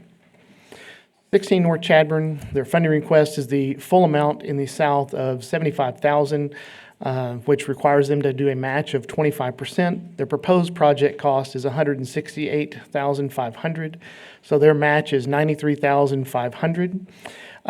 They are going to be doing exterior doors, windows, historic preservation, and ADA improvements. And I will say that historic preservation has now started to move towards a historic saving of what is there and going to recreate what was there. And I'll show you some images here in just a moment. So here was the before. You can see the facade from the before had been a boarded building for a number of years. One of the last spots on this side of North Chadburn on this block that has yet to have occupancy of some kind, and so we're very excited about that. You can see right here along the block, it's about midway, large parking lot at this end, lots of retail down towards the other end. Make sure I get those off. So here's going to be coming back, making the facade original with the original awning, the original glass and look of that, as well as the original up here at the top that we're excited about. As they were doing the demolition, the structure was much more unstable than they believed at the time, and so they've worked very hard with some different contractors and engineers as well as architects to make sure that they were able to salvage and save bricks that came down from there, and so they're going to recreate that in this area. You can see the iron bar that they have there that's supporting these structures on either side, and they're going to kind of recreate this facade, which we're very excited about, but which will allow that entire block to have almost full restoration of that historic block of Chadbourne, particularly on the east side of Chadbourne there. So we're very excited. Is it going to be a two-story building? Because the facade it shows it as a two-story building. Correct. It's actually going to be a story and a half. It will no longer be a two-story building. The volume of space, and it did go through DHRC to bring that down just a little bit. Excuse me here. So you'll see that it's still fairly tall, but it is more in line with the buildings to the right. And I'll go back to, it doesn't quite show it here. I should have had a picture that was zoomed out, but you can see the height of that building there compared to that building. So it will be more in line right here, which will still create the facade that will be. And so why not on the left-hand side? Part of it was the contractors and the developers that are working on this. The airspace that's up there and the roof material was completely gone, so they had to recreate the roof and to come down and do the construction at a lower level that's going to tie in better along this structure over here, as well as the structure over here that's much more cost-effective than trying to build a truss system that may have two different and recreate another wall inside here that goes up above the size of that structure over there. It did go to DHRC. They did approve that change because the front is still coming back to a historical front that would match the time period of all of those structures there. It's still keeping the brick that was coming back and adding the architectural feature up here. My lines are not very straight today. To ensure that this still is compatible and blends in with the block frontage there. So that project, I believe they already have a tenant design for that. It's going to be a retail office tenant that we believe that will start opening up and doing business there. So again, their request for that one is the $75,000 with a project cost of $168,000 with their aggressive match of $93,500. The next one is 200 South Magdalen. Their funding request is just over $17,000. The total project cost is just under $23,000. And so their match is the 25, or just actually over the 25%, about 30% at the $5,700. As you know, 200 South Magdalen is a project that has been very impactful for our downtown. They have had some tiers funding requests in the past when they brought back the old fire station, now Firehouse Bed and Brew. Has been a very impactful project for the council and for tiers and for our downtown organization. They do have a couple of final things that they want to try to fix up and get replaced. In this case, it's replacement of an existing parking lot and restripe. You can see here on the eastern side of the building where the Heritage Park is over here, the Memorial Park. They have a lot of traffic, not just their own, but also citizens that come and park in this area. It has deteriorated over the years. There can be a lot of water infiltration at times trying to get down to the river there, but they would like to come in and resurface that parking, which has been on their plan that they got approved back in 2018, potentially, of trying to do that. It's just over time, it takes dollars to get that done. And so that's their goal, is to get that one up and cleaned up and making it a little more safe for folks going to the park, folks going to their business as well. The next one is 123 North Chadbourne. Funding request is again $17,000, just over $17,000, with just under a $23,000 cost. Their match is the $5,739. This was a project that came forward about 2 years ago, but it got stalled out, and now they're coming back to request funding for it again. It was looked at positive in the past, and so again, our Tiers Board looked at it positive again this time.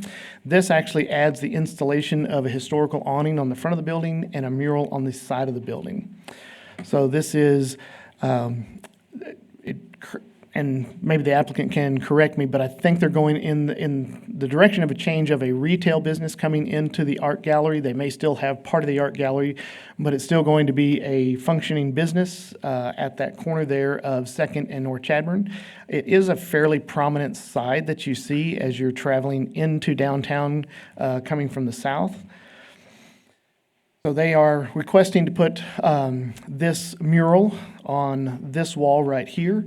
DHRC has approved the placement of that mural on that wall, which I think will help it a whole lot and bring a highlight to downtown.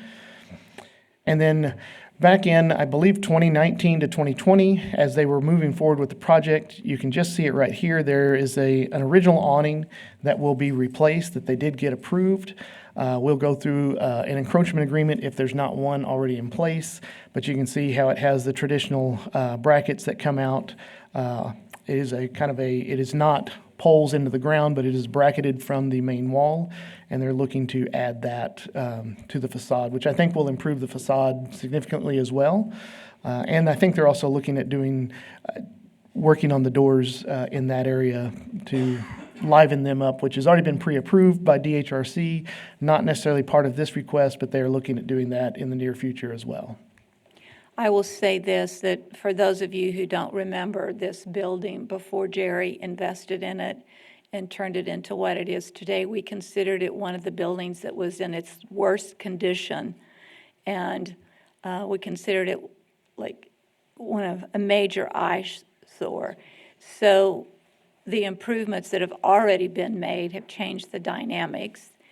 And this addition to it really is terrific in my opinion, and thrilled to see it because it does have a prominence, and that side street and that wall has a real prominence.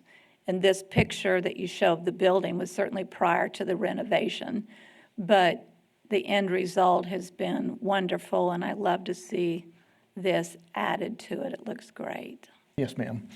And them working on this corner here, we know that we've had some projects over here that have come to fruition. And so as these projects kind of continue to move north, it's really continuing that Chadbourne corridor all the way up to Houston Hart, which is critical to the success of our downtown. The next, the last one for the South District is 220 South Abe. They have a funding request of $75,000 with a project cost of $82,500. So the project cost of over $20,000 in match. They're doing some facade work on this building. They continue to do some looking at. Would you show the picture while you're talking Yes, through ma'am. that? Because we're, yeah. Yes, here we go. Thank Sorry you. about that. So here's the building, kind of in its current state. You'll see it as you're driving south. Concho Street is right there, right before the bridge going across the South Concho or the Concho River. And so this building obviously has been an apartment-style building that was built way back in the, I believe, the 20s or maybe the teens. It did go through DHRC for this design. Where they're able to come back and look at making some of those changes. They are looking at making it housing again, which I think is critical for a downtown area. They are doing some facade improvements, again, efficiency with windows and doors. They'll have a new cover awning right here that's been approved. And the fencing, I think, is actually a really nice touch to keep some of the road noise down, to make some separation from the vehicle traffic. And we really think that's a great idea by them to come forward. Again, they're trying to keep the greenery and things like that. So we're very excited that the project has come forward so that they can continue to move forward with some ideas to make it work. And so now they just need to invest on the interior. Yes, yes, and I know that is their plan, their overall plan, and they're going to try to keep the same layout. And I believe there's 8 apartments. I could be wrong on that exactly, but I think there's 8, 4 on the bottom, 4 on the second floor. Obviously, when you go through those renovations, they'll probably have to make so many of those ADA accessible. And through this design, they are working to make sure that they have ADA accessibility. It's actually over on this side over here where they do have a sidewalk and goes through. And so they're going to make sure that that's accessible for ADA clients that may want to lease or rent or from that building. Nice change. Ma'am? With that, again, here are the. Oh, hold one second. I Yes, think ma'am. Karen has a question. Can you clarify for us where parking is for this building? Access to parking and parking? Well, currently, right now, there is kind of, and let me see if I can go back to this image. This is a vacant lot right now. It does not have improved parking. I don't believe, I could be wrong on that. I'd have to go back, but I think there is some parking along there. Now, this building is within the central business district. Therefore, the city does not require parking. I know they've had some conversation with this business about doing some parking agreement for after-hours parking for their clients.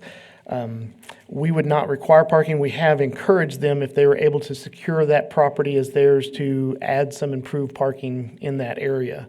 But at this time, we don't have a requirement for parking. And I know that's challenging for structures like this that are almost completely built out. You can see there's a little bit of space back here in the back, but really not great for vehicular movement in that area. And so there may be some options in the area, but at this time, the city doesn't have a requirement for parking. Now, I don't believe, we'd have to check with TxDOT to see if there's any allowed street parking there, but it wouldn't be very many if there is. And so that is, while it does raise a concern, I think that is something for the property owner to start working towards to find a solution. Yes, sorry, Harry. Just a question, I guess. I've sat in this chair almost 9 years now, and we've talked about TIERS projects over that period of time. I didn't ever remember that we ever funded landscaping. Well, that's a great question. It's within our policy statements and within our funding plan that site conditions and landscaping are eligible for funding. And so we have been looking at that more and more because there's certain things that are allowed for funding and certain things aren't, and trying to get them maybe up to the maximum. And if they can improve this facade and improve that landscaping, that helps them get moving forward in a forward direction to make that building become non-vacant, I think that's important. Obviously, Piers Board has a decision and to make recommendations to City Council. City Council has to weigh that on what is the future of this piece of property, and adding that, is there enough value there to say, okay, this is going to get them off High Center and get them moving forward so that we can have less vacant properties. They also, in years past, Harry, just so you know, in years past, those funding requests often exceeded the amount of money we had available. And so there was a higher priority placed to other things other than landscaping. So now as you see that funding change a little bit, you can adapt or not. You can hold those dollars, or you can allow things like this, which are allowed in the current policy. The other issue was always on that we wouldn't improve parking lots if there wasn't a landscape Correct. portion to it. So we Correct. don't do parking lots. Yeah. We do Rarely parking do we lots. recommend parking lots unless there's bigger picture things that have happened, things that are tied with it, things like that. Great. Ma'am, Yes, Larry. are those trees going to remain there, or is that going to be a problem They for grew construction? from left to right. They grew several feet. I do know that they will have some type of foliage back. I think the hope is if those trees are not too close to the foundation and are not causing a structural problem with the structure and they're salvageable, that makes sense. But again, it also may make sense to the property owner to come back and replant something that will be not that size today, but in 10, 15 years that meets the downtown scape, that would be able to have landscaping and shade tree that would come up that high.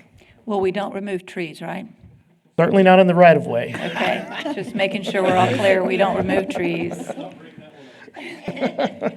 You talked about ADA also. It's a two-story building. I frankly don't know what the ADA rule is for renovating a two-story building. It seems illogical to demand that they put in an elevator. Correct. Could you check that out? It comes down to how deep do they go with their renovation. But again, if they're able to provide the accommodations on the first floor, and if there's so many, just an X number of units, then they're able to provide that on the first floor and not have to add an elevator to the second floor. And they're working with our building department as well as their architect engineer to make sure they meet those state standards. So there's also no amenities in the second floor that don't already or won't exist on the first floor. Is that correct? That's correct. Thank you. All right, keep going.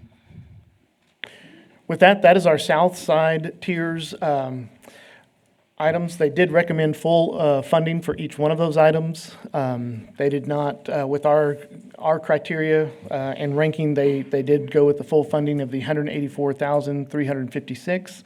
And again, that did leave a balance of $390 in the south. At the last tiers meeting, they did extend that window, so we have some current applicants that are applying for tiers in the south again, so that we can utilize those funds to help them out as well. The number one point I want to make, and it will apply to the next northern one as well, is time frame. These dollars get approved on projects, and then 5 years go by and the project hasn't even started. We've got to tighten up the time frame because they've already done design work. They've already gotten a lot of detailed work into this, and nothing happens. So we need to make sure that people understand a timeline with approval of these dollars. If the dollars aren't utilized and the project's not done within a window of time, the dollars go back to the pot. Yes, ma'am.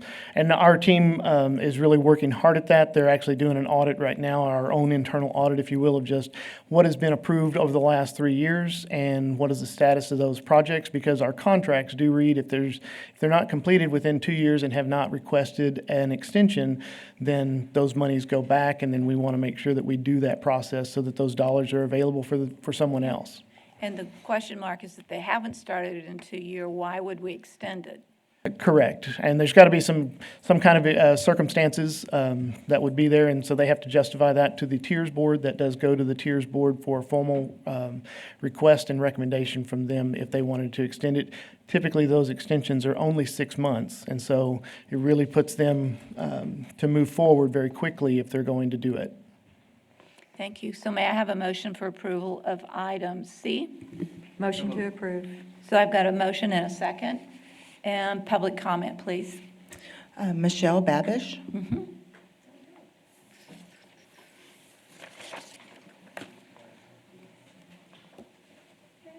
Good morning. I just want to say, I love Tears. You know, y'all know how passionate I am about it. So I just appreciate that our town does that. And then just want you to know, I know it's called reinvestment, and Jody and I and my daughters have tried very hard to reinvest back into our community. I know that y'all don't love paving, but please know that we will reinvest.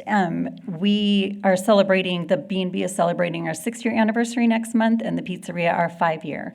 And so it is because, in part to Tiers and things like our Small Business Development Center, those are the reasons why we're so successful, and we really appreciate y'all.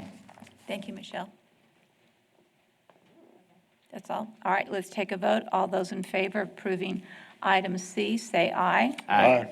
Motion passes 7-0. We'll move to item D, consider approving Tiers incentive requests for the 5 North Tiers private projects totaling $345,135.99 that were approved by the Tiers Board on 2/25/25. Aaron, you're on. Thank you, Mayor, City Council, Mr. Valenzuela. There are 5 projects that came forward for the Tiers North area. You can see them here, and we'll go through them individually. You can see that 4 of them did request the maximum amount available, and then 1 was at the $45,000. There's some very good projects in this group.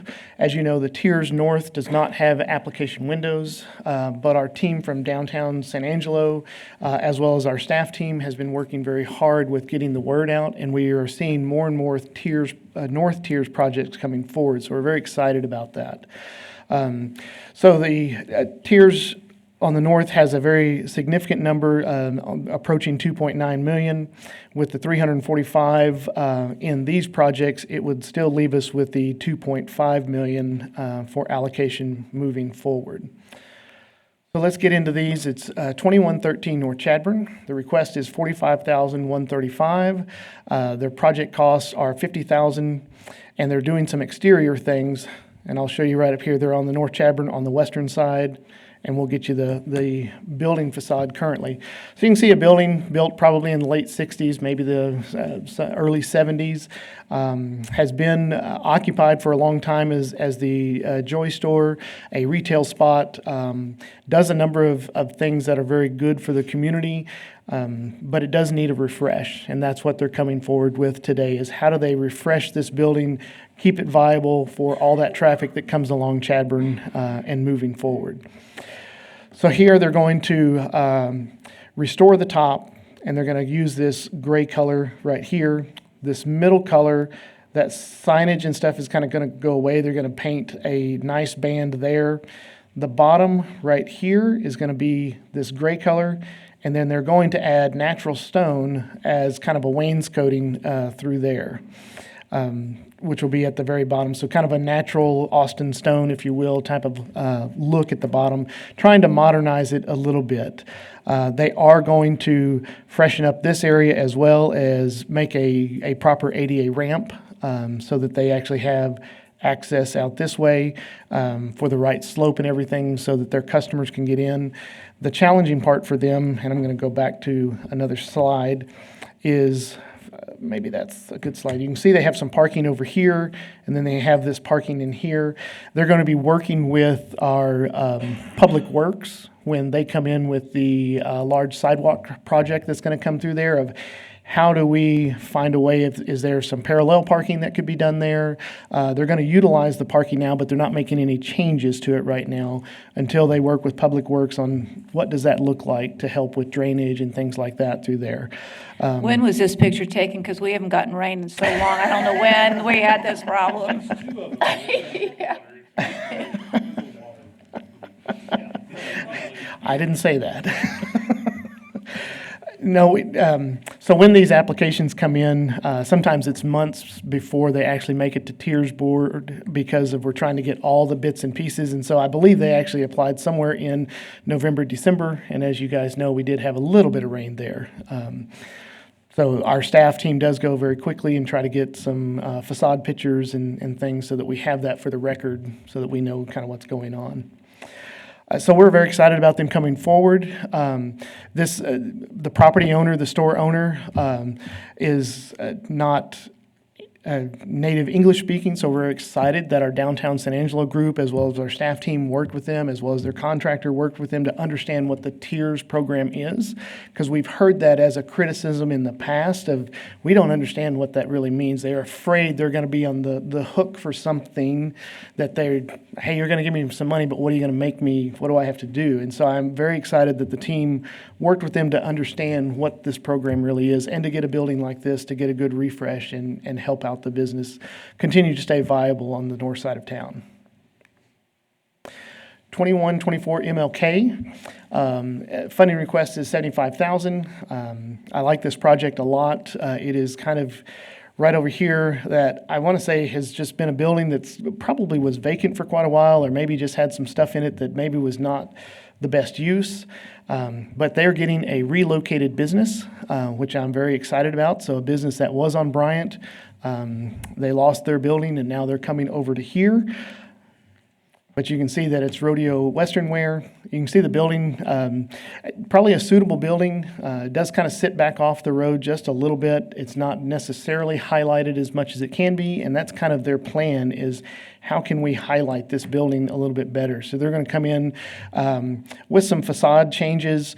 They're going to redo that cedar shake. They're going to do some painting. They're going to come in with some minor landscaping, some paving, and really put this building back on the map so that citizens and visitors can find it. So we're very excited about that, reutilizing a building that probably wasn't being used in its best and highest use there on MLK, and so we're very excited about that. So they're looking at doing the sidewalks, the landscaping, the roof demo, the metal awning installation, and the paving. And so they're doing a number of things on that structure to make sure that it's safe and sound and continues to be a viable piece of property moving into the future.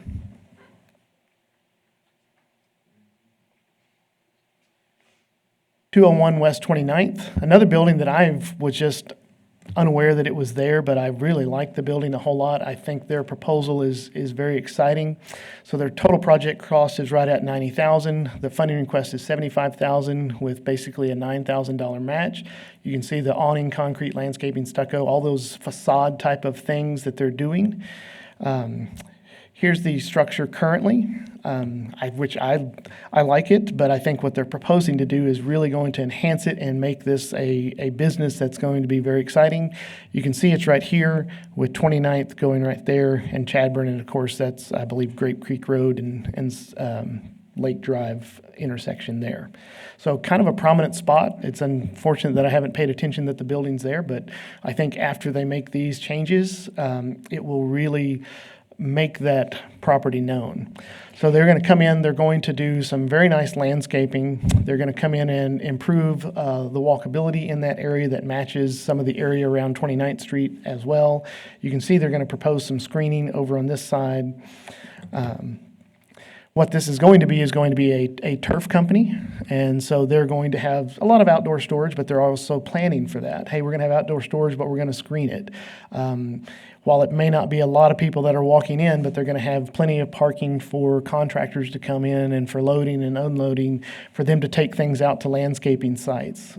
So we're very excited about them coming in and making those changes. You can see they're going to continue to retain some of the original stone back here. Some of the stone is in very poor condition, and so they're looking at doing this stucco facade, which we think is still appropriate. They're going to come in and make sure that the windows are all safe, secure, and sound and energy efficient. Have a small awning at the front, and I'll go back to the original right there that you can see. They've already got those openings for those things. They're just really trying to go in and redo those windows for energy efficiency. Make sure everything is working together, make sure the roof is safe and not leaking, and continue to add value to that area of town. Ma'am? Yes, Karen? What is the date? When was this building built? I would have to look back at that. I don't think I know that. No date is popping into my head, and I hesitate to just give you a date, but it's currently not on our historic overlay or historic registry, but it is a very old building. I would say after the turn of the last century, maybe. I did say turn of the century in a staff meeting last week, meaning 2000s, and they thought I was really old.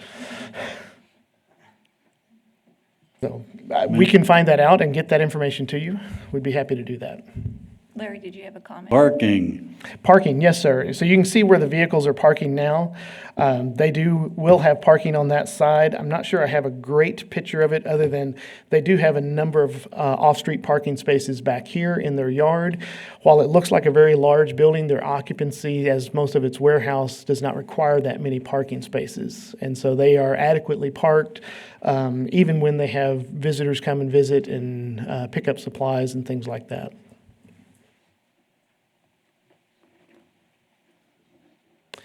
All right, the last one is 1621 North Chadburn, proposed project. Oh, sorry, ma'am. I'm sorry. Yeah. I was looking at this and there had been something in the bottom that said signage. And I thought we weren't supposed to pay for, or the tiers. Correct. We don't do signage based on our policies unless it's part of a project. And in this case, that was one of the things that could contribute to the funding request that we could pay for. And sometimes us as staff, as well as downtown San Angelo, work with that applicant and say, okay, well, you're at $72,000. If we added your signage, then we could get the full request of $75,000, or request that at least. In this case, you can say, they have the old signage there, but they're proposing to take that down and coming in with some other signage that will probably come in that area as a wall sign. They may have some signage on the screening, but nothing dramatic or significant that would be out of the ordinary for this part of town. And so it is part of our policies currently. It did go through that recommendation at Tiers Board. Y'all have the ability to say, no, we want to take that out, obviously. But usually if it's just a sign by itself, we would not recommend that at all. But that's really not the language that we've used before. So signage has always been a challenge that, quote, if you can't afford to pay a sign for your building, that's a challenge. So, we keep making exceptions, and I guess that means that, what is the rule?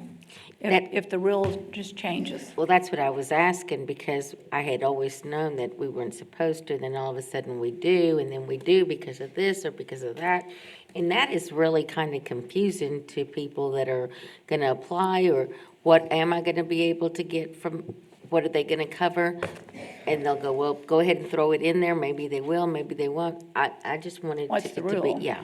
I think and Aaron can answer a little more on prior projects. As we said, if it's been a standalone sign, we really don't consider that much, because it's really not much of a project. What are you doing? But if you're doing a broad sweep like this one is of a major project, and a sign is part of that overall scheme of what you're doing, and you're having a major investment, then they have looked at considering those in the past. And I think But we have also in the past denied the signage when it was the signage that was going on a building that was not standalone. So the question is valid. And I think that's a good point. Some things that have changed in that regard is back then you also were looking at, you often had more requests for funding than you had money. So a lot of times they looked at that. So I think they've been consistent. Your circumstances change a little bit, and you can go with whichever way y'all see fit. Yes, ma'am. And I'm just reading now the most current policies that were adopted in September of 2023. Talks about facade improvement, and there's a sentence in there.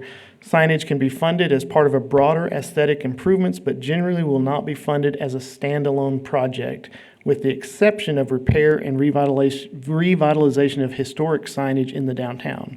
Of course, this is not historic downtown. This is up on 29th.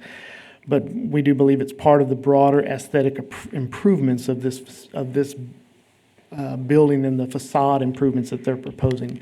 Again, as Mr. Weiss said, that is up to y'all's discretion of But where we y'all don't would see like the to land. signage. Okay, so that's to her point again. Okay, great. Where's the signage? Well, we don't see it. Correct, but I would say y'all wouldn't be voting on whether the signage is good or bad. Do you want to fund it? We really don't want to look at aesthetics, because this is outside of a design district. If they meet the sign ordinance of size and placement, there's really not anything that, in my opinion, Mayor, that we should be looking at other than those things. We're And in not this case, approving it's it for sign. We're not approving the sign as a sign. It's just if you're designing and presenting the schematic, and your part of the money is a sign, I would have thought the sign would have been placed on that building. That's all. Is the applicant here to possibly explain where that might be and what it might look like? I don't believe so. And not only that, but if we're approving for a sign and then all of a sudden it's not up there, what do they do with that part of the money? Just roll it over and put it into something else in the building? No, they have to submit line item receipts and where that cost would have been. And if they don't have those costs there as well as verified out in the field, it's taken out. Yes, ma'am. We pay in the rears. Yes, ma'am. You pay on the back end, not the front end. Yes. They have to do all the work first. But yes, ma'am, I take your meaning to say if we do have something in the future that we're recommending funding for a sign, please include that as part of the proposal. Yes, we can do that. Ready to move on to the last one, I believe? All right. 1621 North Chadbourne, $98,800 with a funding request of $75,000, just under a $10,000 match. This is a historical property that they are looking at doing historical preservation and renovation on the outside, trying to get it to the outside to be weather tight so they can start doing some projects on the inside. You've seen I'm this. so excited to see this. I drive by this all the time and think what a majestic house this had to have been in life, and I just wish someone would do Yes. something with it. So this is exciting. This is very exciting. The applicants and property owner are very excited to start being able to move forward in a real way to help this property continue to thrive. As you can tell, it used to be a very stately property.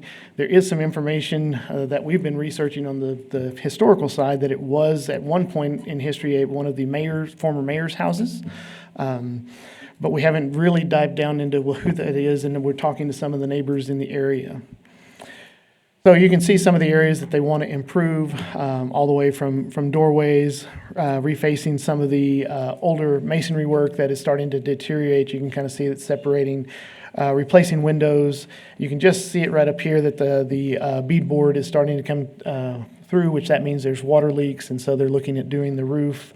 All of these things did go to the DHRC as it was a DHRC historic overlay, or for this property, and so they're looking at doing all of those and then bringing the windows back here.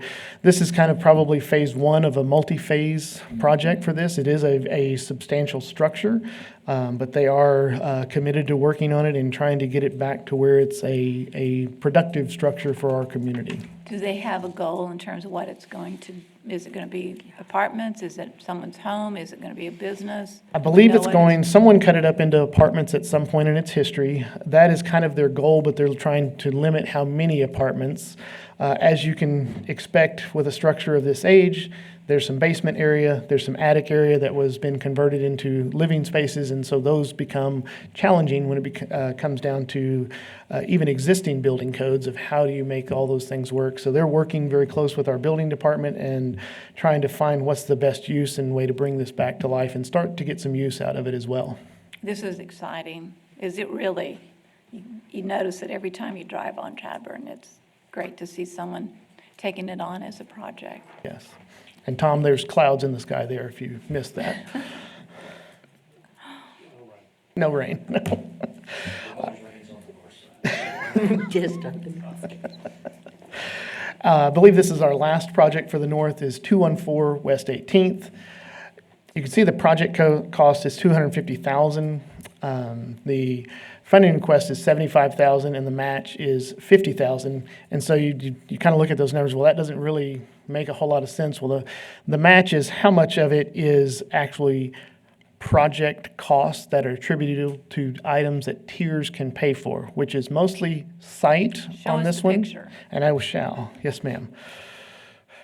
Beautiful picture. It's a lot to see here, but it is a vacant lot. It used to have a building that was torn down about 20 years ago is what the records that we can find. It is vacant. It does need, it's an area of revitalization. As you know, is when tiers projects are created and these tiers districts are created is how do you improve areas that are dilapidated? How do you improve areas that need the overall property value to be brought up? And reinserting new structures, new items, revitalizing items are a way to do that. I'll go to the last picture. The and then we tiers can isn't come back. supposed to be spent on new buildings. I mean, on new development. It's only supposed to be in revitalization of buildings, not new structures. Correct, and that's where we go back to how much of this goes towards the site as opposed to the actual structure of the building. And so to come in and request the funding for all of this paving, the sidewalk, the landscaping, to do some of the development constraints on the site, that's all funding for those items to get done. And then they're investing into the actual structure with the foundation and things like that. One item that is in Texas 311 is affordable housing. While we have not determined that this is an affordable housing project as of yet. Is that a house or housing? Well, this is a duplex that's designed to go there, so two houses, if you will. There's no property line between them, so it'll be on two livable structures on one lot. They are not building multiple structures per lot, just this one. And I'll go back to that lot maybe right here. You can see it's a fairly good-sized lot. If y'all recall, right back here, about, I want to say in January, a project came forward where they were demoing that building, doing site work and completing lots of things there for virtually the same type of project that they're putting a duplex over there on that site. There may be some in the future that will come along this roadway over time.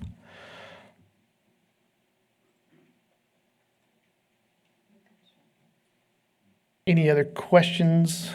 Yes, Lucy? So when you were talking about that apartment or duplex, I was just wondering, so if it's not in the affordable tax break, that they won't be eligible for the, New construction. right? That's one of the talks about affordable housing in the statute from 1987. Our policies don't speak to that directly. Our project plan does speak to housing. And our number one item under our award rankings, under the high priority, is projects will be prioritized based on the following: high priority, housing. And then the next is historic preservation. Next is fire sprinklers and related improvements, building aesthetics, exterior, interior improvements, and ADA. Those are all under the high priority. So as staff looked at this, we looked at this as that this is providing housing within our tiers district. It is not single-family housing. It's not RS1 residential. This is an RM1 zoned property. We believe it does meet our criteria locally. We do believe it meets the state statute. And again, they're receiving primarily funding for all of these site items to get the site ready so that they can put on a structure. And we go back and we look at all those receipts as they come back through. Is, all right, did they really spend the $75,000 on that, or did they spend $68,000 on that? Any unspent dollars comes back into the pot for reallocation. I did want to make a statement. I wanted to thank you and downtown for educating the people on the north side on the TIERS program, because from what we're seeing, these people are actually going to start taking advantage of this opportunity.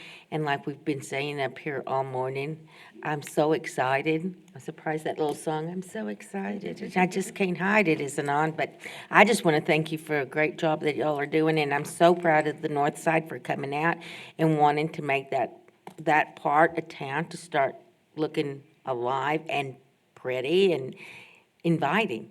And that is what I'm looking at, and I'm just so really proud of the fact that they're doing that. One So I project think at a time makes a big Exactly. difference. It does. Yes. And it makes a difference because people are watching and they're looking that if across the street can look nice, I can make my place look nice as well. Yeah. And then get together and they find out how, when, and where, and they get on it. So I'm very, very happy with that. Thank you so much. Thank you. Yeah, I want to go along with what Lucy's got to say. I believe there was a training session that was done at Western Skies. Is that correct or no? I think there was, ago, yes. Town hall? Yes. Can you do that again? Yes. Because I think, yeah, as Lucy said, this is exciting, and it's really showing a growth in the program out there. So if you could do that, it would be wonderful. Yes, and we're happy to do those types of sessions. I just want to speak very highly of Monica Ramos with Downtown San Angelo. We're working with her so that we both have a English and Spanish version of our information. And she hits the streets too, and she's finding that having those one-on-one conversations are very important. And then to have staff members like Hannah and Charlie on our staff team, that when those folks come in, they really sit down and listen and try to find ways to help them move forward. Try not to find what are the roadblocks to this, but if there are, what are some solutions, and do we need to involve engineering and public works? Do we need to involve somebody else to help us find some solutions to get over the roadblocks? So the staff team in the development area is very critical to talking with those citizens and making them feel welcome when they come in. So we're very excited that our staff team does that. You know, one of the things that we did when we applied to become a Main Street city was that we did reimagine this. And so we took some of the buildings that were maybe not in great shape or were in great shape but needed to be reimagined as something else and for some other purpose. And I believe that that offers an open door and an open window for us taking a look at some of the buildings and properties in this zone and looking at what they could be reimagined into to Yes. help some, because not everybody has a visionary mindset. They don't know what to do with the project.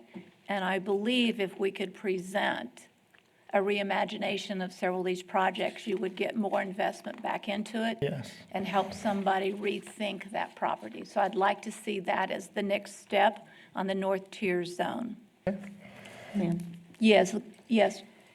I would like to add another positive acknowledgement. This council, this particular council, 2.5, 3 years ago, asked for drawings and pictures to be included in the submissions, and the quality of the submissions has really elevated and improved in the last few years. It's remarkable to see, and it's helpful to us, and we appreciate it. Thank you. Well, that's attributed to Hannah Murrell, who's our program manager for Tiers. She does a great job of sitting with the clients and saying, we need these things, we need sketches, we need drawings, and so she holds her feet to the fire, say, if we're going to give you some dollars, we need to be able to tell the story. Yes. Let's get to reimagining. I think it would make a huge difference. Yes, ma'am. All right, so with Ma'am. that, Ma'am. one more comment. Ma'am. Oh, sorry, yes. I wonder if you could go back to 1621 Chadbourne. I didn't see a ramp in there, and I didn't see that they were going for any monies based on ADA requirements. Not at this- There's a challenge there with a ramp.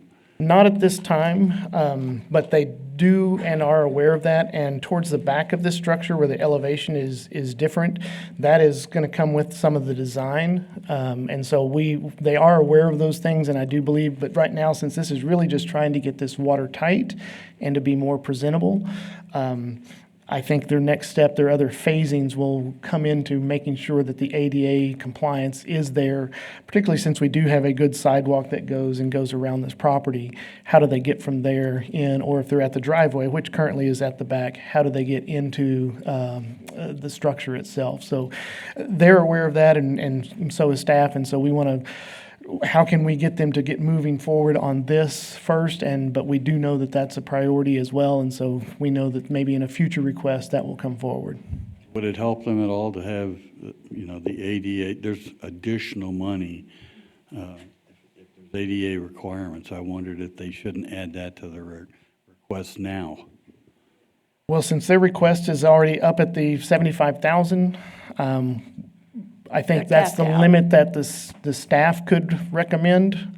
I would have to maybe turn to Brandon to see if city council could say, well, we would give additional funding for that at this time, or if it's appropriate to come back with a future request once they get those things done. Have them come back with a future request with additional layout and presentation of what it looks like. It's one thing to just say it. We want to see what it looks like, and we want to see all of that on the back side. So I don't want to just say, here's more money, get it done. Show us what you're going to get done. Yes, ma'am. But thank you for your comments, yes. All right, may I have a motion for approval of item D? A motion by Lucy, a second by Karen. And public comment, please. So let's take a vote. All those in favor of approving item D, say aye. Aye. Motion passes 7-0. Item E, first reading and public hearing of PD 24-07, a request for a zone change to a planned development from a heavy commercial zoning district to an underlying mobile home subdivision zoning district, allowing one framed house and one manufactured home on 2 acres out of 13 acres located at 4673 Cristobal Road. Thank you, Mayor, City Council, Mr. Valenzuela. Again, my name's Aaron Benoit, Director of Planning and Development Services. This has been a challenging case for our planning division and myself included, as I kind of tried to work with our team as well as take over the lead on this case, because it is a unique case. We don't get these types of cases a lot. So let me give you some background and orient us where we are. Obviously, y'all are very familiar with Cristobal Road. This is the part of Cristobal Road between Chadbourne and the loop that is being under construction right now by the state. You can see Jackrabbit Trail back there, Jody Lane, and those areas. It is a very large tract of land, and that's why we're doing a planned development only on the 2 acres. We did not think, based on the request, that the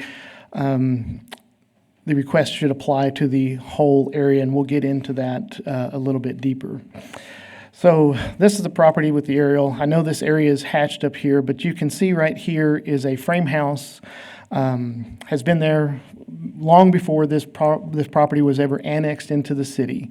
It is an occupied frame house. All the property is under one ownership, and they had a family member that had bought a manufactured house, and it got moved into approximately this area right here. They called in to get an electrical reconnect, and that's kind of when the proverbial wheels came off, if you will. Obviously, our building department says, well, that seems unusual. Let's find out if this is allowed or not. So they did a great job of notifying people of, hey, we've got this request. Can we move forward? So as you can see here, it's currently zoned heavy commercial, and the vision is commercial as well to move forward. What we've come down to is actually asking for a planned development that would allow a mobile home subdivision, and that should say S, not P. I apologize for that. A mobile home subdivision, not a mobile home park, which is MHP. What's the difference? The difference between a mobile home subdivision allows you to have one manufactured home and can be of any size. A mobile home park must be at least 10 acres large, and then you can have multiple manufactured homes in a mobile home park. And that was not their intent, and we do not believe, if this was to move forward, that would be the city's intent either for this piece of property. And so their request is a mobile home subdivision use along with a second residence, that second residence being used as a frame house. Basically, those 2 acres would continue to move forward with a residential use that allows the single-family house, the frame house, and a manufactured home. This is in District 1, Mr. Tommy Hebert, and in the Glenmore neighborhood. So here are those future lands. You can see all the way on the west side of Christoval, pretty significantly north to south, that is commercial corridor in the future. We know that there's a lot of heavy commercial in that area, some light manufacturing of things, but it's usually heavy commercial uses. You can see our current zoning on the right side, both on Christoval Road to the right and Christoval Road to the left. You can see there's a lot of commercial or heavy commercial areas, and then you can see some light manufacturing. You also see just a little bit of ranch and estate there and there. So on Jackrabbit Trail up to the north, this is a very large property, one owner property that has some houses on it, functions as ranch and estate. There's, I think, 1 or 2 more houses back here that are large enough to be ranch and estate. This property here is actually city-owned property because that's the Concho River area that goes just to the west of these properties. Everything's trying to get over to the Concho River as far as water movement. And so while that may indicate ranch and estate today, if you go back to this side, you see, well, that's definitely open space that the city would remain open for different uses in the future for the city. Would not be residentially used or commercially used. So we did send out notices, just as we do for anything. This property owner here was in support because this has been a long-term resident. They've got a relationship, and they use that lot for some outdoor storage from time to time, and they keep an eye on it. So it makes sense to them to allow somebody to stay there. A good reason to be in support. But nobody else, of course, you can see a lot of those properties, I wouldn't say are vacant, but they're all in about other things. There is one other residential property right down here that has not had any changes. For about a mile along there, those are the only residentials that front onto Christoval Road. A little further down towards Chadburn, there are a couple up there, and then there's a mobile home park at the bottom of Christoval as you meet the freeway. This is just the entrance. Of course, you can see that they're under construction with Christoval, but they've got a gate here. You can just see the housing structures back there, about 100 to 150 feet to the back. You'd have to enlarge that before I could see that. Yes. Here again, the frame house, the manufactured home. we were able to confirm that it was actually a manufactured home, not a modular home or an industrialized home, something that would meet a different definition. In the codes, manufactured home meets a very specific thing, and I think that's because our codes and even our state laws are looking at things maybe from the 80s and 90s that obviously manufactured homes were not as looked as in favorable of. I think a separate conversation in the future for our community is, do those things ever become reincorporated as affordable housing in certain areas? We're just not sure. This is Jackrabbit Trail looking south. It does look like a Jackrabbit Trail, but it is not a great road, particularly for residential traffic or higher traffic. And that's also back to, we want to limit this 2 acres up here that kind of fronts on Christoval Road so they're not having to drive around areas. It's closer to the hydrant. In fact, the hydrant, they just put a new one in, and it is right about there for that property. And so they do have a fire hydrant along there, which is important for our fire services. They are doing, this is at the front again, they're doing very large box culverts for this drainage that's right there. Why that's important, let me go back to an overhead image.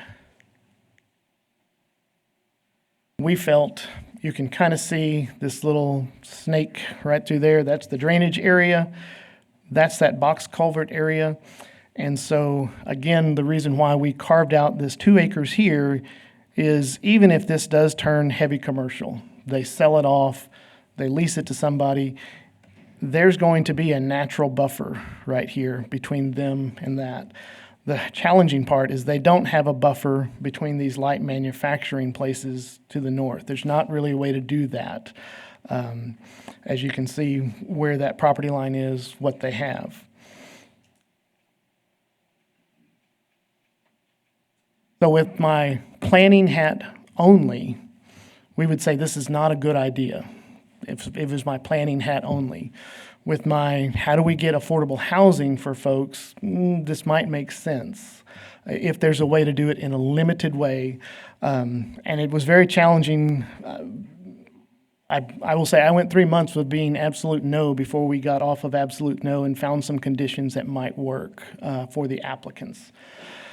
And so staff did recommend at the Planning Commission approval of the 2 acres of land from heavy commercial to the planned development with the underlying zoning district of mobile home subdivision located at the 4673 Christoval Road with these following conditions, and I'll go through those.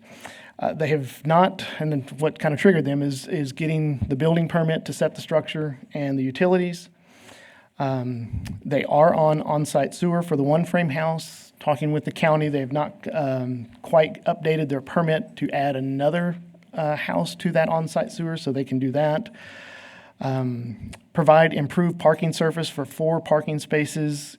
We are going to say that it could be a caliche, stone, or other surface.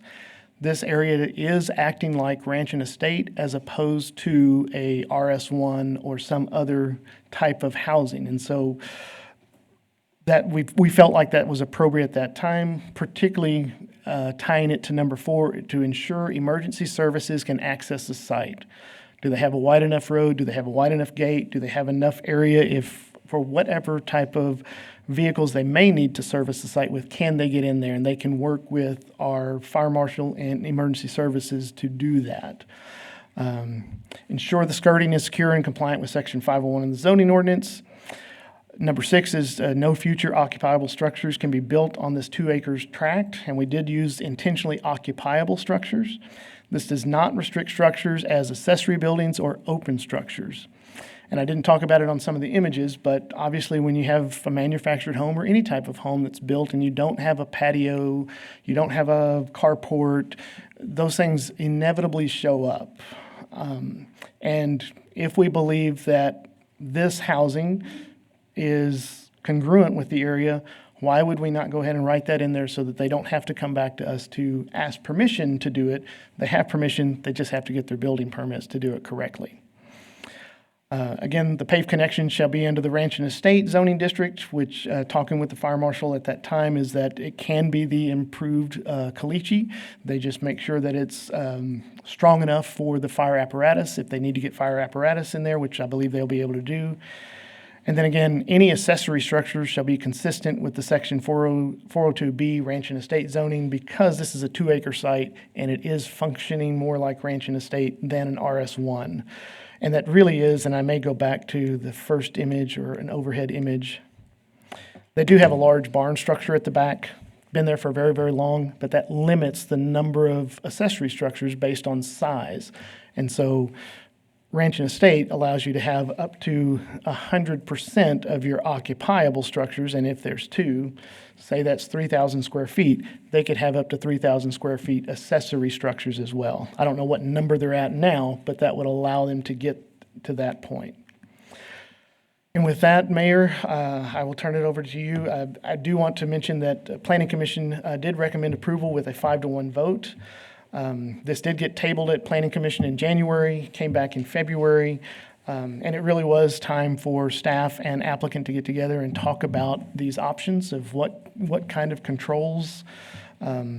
As any of y'all know, anytime you put controls, that means someone has to man the controls, and that's always a challenging for city staff, just for having the lack of manpower to go and do things at times. And a lot of it does come down to those property owners. You know the rules now, let's follow the rules and let's move forward.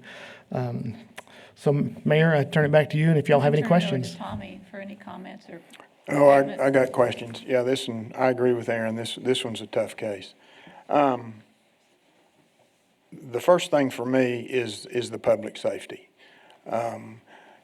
You can't get onto the property because of the gate there. You can pull that slide up if you don't mind. You can see the gate there. My question is, I see the fire chief in the room here. Chief Brody, my question is, can your large equipment get in there, and will that road support 80,000 pounds of some of your heaviest equipment if it had to get in there? Okay, yes, sir. Thank you, Council Patrick Brody, Fire Chief.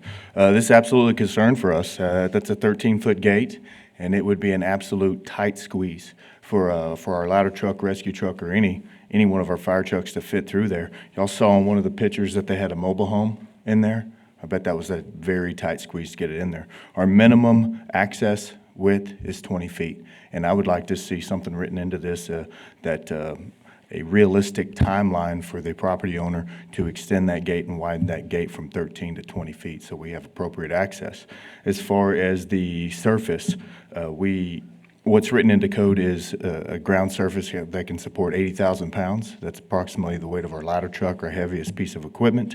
And from what I've been told, compacted caliche will support that ladder truck. It is not preferred. I prefer asphalt or concrete, but with that being an improved method, then I would accept Even that. when we don't get much rain here, but the Well- day that they are that your folks are needed out there, we've had some heavy rain. Will that road surface, even when thoroughly soaked, support your equipment? Well, even without any rain, so anytime we're running our fire apparatus, the pump is going to push out any excess pressure from the pump, and that goes straight underneath the truck, saturating the ground right under that truck.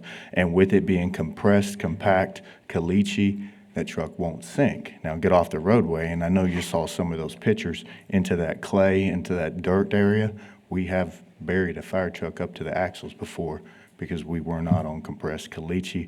I believe that it will support it. Prolonged operations, may have to shut the pump down to prevent any additional saturation of that area.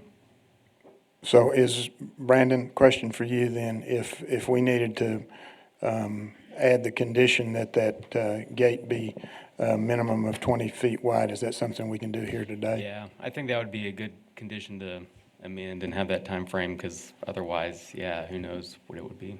I'll let y'all decide what a realistic time frame is for the applicant to make that happen. So, Thanks. Thank Thanks, you. Chief Brody. Look, I've got a long list here. You talked about the road, specifically Jackrabbit. That's not going to ever, if I understood what you said, Jackrabbit really likely would never come into play on this particular property, or would it? I would say we were very intentional with the 2 acres to not have it touch that roadway. Because in our land and subdivision ordinance, it would say that if that, whether the property's platted or not, they would have to do improvements. While I like public improvements on our roads and our infrastructure, it just doesn't seem to make sense at this time for that to be part of this. And so we were very intentional with the 2 acres not touching that roadway, and you can see that it stops just past their last barn, that we would consider that if there was improvements here, then Jackrabbit Trail may need to be improved or deferred to a later date. And I think that's what we're looking at here, is that we're making this planned development right here for the 2 acres, that all of the requirements would be in that 2 acres. Well, no doubt that would be quite expensive too, Yes. that road. Much more than probably what the Yeah. manufactured home cost. Yeah, absolutely, absolutely. Are we concerned about any attempt in any of the conversations you had? Are we concerned about any attempt at future development on that site, that your planned development doesn't restrict from the outset? No. The reason why they moved forward, one is they got a positive report from a salesperson at a manufactured home facility in town that, yes, you can do it, so they moved forward for affordable housing. They also felt like they had been annexed in and were grandfathered in. They really thought they could do this. And it's until they contacted the city. Since that time, we have had numerous discussions with property owners as well as their representative SKG to understand zoning and what those implications are. I feel very confident that the property owners, and while they own both properties, understand what the restrictions are here. And I think they also understand what the restrictions are there for a heavy commercial site, if they were ever to do a heavy commercial site. The challenge with any properties and any zonings is what happens with the next owner, because they may not be privy to that information just because they're just not. And so while manufacturing homes, they may have a 50-year, 70-year lifespan, that's a long time, and none of us will be still standing here when maybe a future issue comes up. But I do feel very confident that the current property owners and their representative understand what's being in the plan development and what's being requested of them. Well, you stated it without stating it out loud, really. That's one of my concerns with this. In 30, 40, 50, 60 years, nobody's going to remember this. But this stays with the land. If this what is done, this stays with the land. And then this becomes the city's problem, because when it's nobody's problem, it's everybody's problem. And so I have a concern for down the road what might happen here. Another concern that I have is, flip through your pictures just a minute. Okay, right there. If my understanding is correct, just to the right of this line of brush, to the right of the road, that's light manufacturing zoning. That is correct. Everything to the left of that is heavy commercial. We have no means by which, if a light manufacturing, something wants to go there, whatever is allowed by right, even if it were to produce noxious odors, if it were to produce loud noise, if it were to become even more unsightly on that light manufacturing side, and it all fits within the code, within light manufacturing, we can't do anything about it. And that, do they clearly understand in your judgment that You know, even though they may say, hey, we need help, that help may not be available because it's allowed in light manufacturing. I believe they do at this time, certainly the current property owners and who may be residing in those homes, which is a granddaughter and her family. But again, we don't know what could move into light manufacturing. They would have no requirement to do screening, landscaping at this time. So it would kind of come back to them of, well, how do they protect themselves, whether they choose to do screening, landscaping. One kind of advantage, maybe, is while we get north wind, we don't get predominant north wind. We get predominant southwest and west wind. And having the Concho River over here, having that open space, and this being undeveloped and having this natural buffer through here, that was one of the items that kind of pushed us forward in saying, okay, this might be okay, because they do have some protections. So that area there, I don't remember what exactly it is. I think it may be West Texas. I think it's an oil and gas company, and they've got a large caliche area, a lot of heavy truck traffic. Well, any of that caliche dust will blow that way, or things. And I, as you can see, there are some areas there that will probably do that no matter what. You can water it all day long, but it's still going to blow. And so they have to know that going in. I mean, they know that. I think the folks that certainly live at that property do know that, and I think their family members may know that. Again, our concern over time, how does that change? But it's hard to work with that. But to address Mr. Hebert's concern about maybe ongoing compliance, there's not a great remedy other than the citation process. And obviously, Rudy's team can go out and issue citations, but until, whether it's a court judge or the city says, we're going to file a motion to go and remove that trailer, there's not a whole lot of things to remediate issues on that property. I mean, we could request to have the water turned off and things like that, and then you have to really, what are we trying to do for not just long-term, but in this case specifically? And that's where I kind of kept going back to the affordable housing. We have talked many times about affordable housing, and for some, manufactured homes is a bad word, but in a lot of cases, manufactured homes is an affordable house for a lot of our community. And how do we find places that it's appropriate and still allow it to work? At this time, we think with the conditions that have come up and with the fire chief, Brody, putting, us modifying that one to give some more specific parameters, we believe from a planning standpoint, it makes sense. Now, that may not ring true with everyone, but at that point, that's where we're at. I want to zoom in on a micro issue on page 4 of your report, where you're detailing the items. It's at the very last of item 2. There's one sentence in there that I need clarification on. It says the proposal would limit the heavy commercial which is adjacent to this property for development. What does that mean?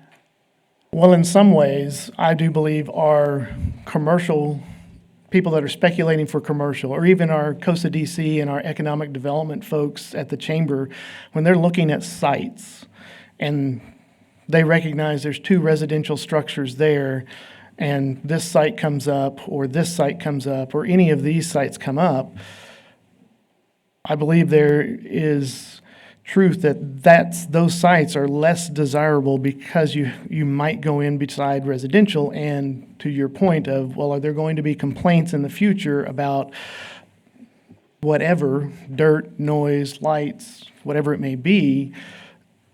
And so I do believe that based on our comprehensive plan and our zoning ordinance, those are potential things that do make that less desirable. Well, and we don't see this developing over time in terms of residential. Correct. I guess we can't make the absolute definitive statement that would never happen, but over the years, that's not happened. Correct. It has not happened, even with Goodfellow being right up here, that housing really hasn't trailed down Cristoval Road. It's been more out Paint Rock Road. And so we don't see that happening. In fact, we've seen more heavy commercial come into these sites because they're larger acres. They've got a great roadway. They got great access to Goodfellow. They can go out 277, 87. They can get back to 306 very quickly and transport out. And so this is kind of our other mini industrial site within our community, and we feel strongly that that is where this area is headed. In fact, I believe COSA DC and our chamber partners have done a number of projects over just to the east of Cristobal Road. And so as land continues to be a priority in that area, that's something to consider. Well, and to your point, to maybe make some of those sites less desirable simply because there are residences there, adding one more might be unhelpful or not helpful. I really and truly, I'm going to look down the dais here at the council and say, this one has me, it has me both concerned, but from two standpoints, that this is not good planning. If Aaron says with his pure planning hat on, this is not good planning.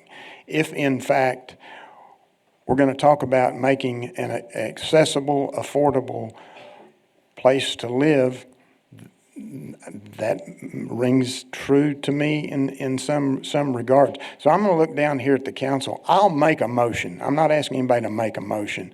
I'll make the motion. But I would truly like to hear from each council member what their thoughts are, because this one for me is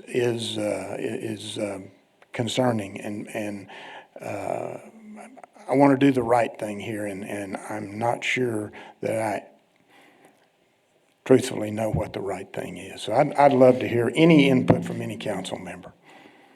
Larry? Chief Brody question. Your fire service is over there by Goodfellow, right, for this? What's the distance? To that location, it's probably about 2 miles, maybe a mile and a half. Fit in with your ring of service? Oh, yes, sir, absolutely. Station 4 right over there on Edgewood, south gate of the base, that's their response area. Maybe not even, maybe a mile, if I had to guess. Fire You have all hydrant. those other facilities there. They're operating businesses, so you have to have had fire service. Oh, yes. Okay, the fire hydrant part is parked out on Cristobal Road pretty much? Yes, sir. What kind of a hose distance is it from there to the? I think Aaron measured that out. It's about 150 feet from the curb cut, or what will be the curb cut, to that one manufactured home. Is that correct? We would lay a supply line from that straight into to the property, and then come off of the trucks with the individual hand lines. Absolute worst case, trucks parked out on Cristobal Road with a very long hand line hose lay to the structures. That's not as optimal at all. So that's why it is important that we have access to the site. That 20-foot gate is of utmost priority, so we do have easy access to it. Got a question for Aaron. Sure looks like spot zoning. Define the difference between planned development and spot zoning. Well, that's the advantage of a plan development, is where a plan development can modify the zoning based on the needs. And our zoning ordinance says it has to be an acre or more. Now, I will go back and say, you can see that is commercial.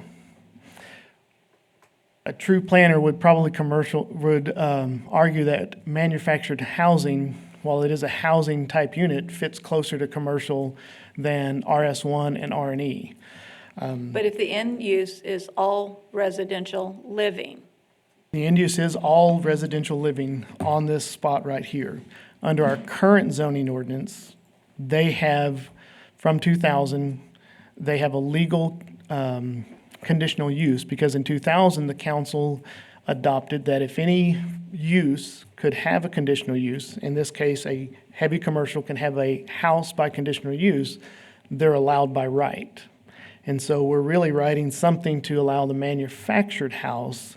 And from a spot zoning with other housing within the area, particularly with this house and some housing back here, we don't believe it's spot zoning staying at that 2 acre minimum. Now, we could go to an acre minimum. Again, we don't believe it's spot zoning because it is, the type of house is more compatible towards commercial than a RS1 or an RS2. But I think we are writing the zoning code with the plan development. And so we're being able to do that within our own zoning ordinance with giving you criteria, conditions to say this is what would allow it to happen correctly. It is a challenging case for us to make that decision. My hat of what do we do to help our community continue to move forward with some understanding of this can't happen again, and I know that's hard to do. That is hard to do. That's putting a lot of responsibility back on staff and property owners. But in some cases, and sometimes there are things that are the right thing to do.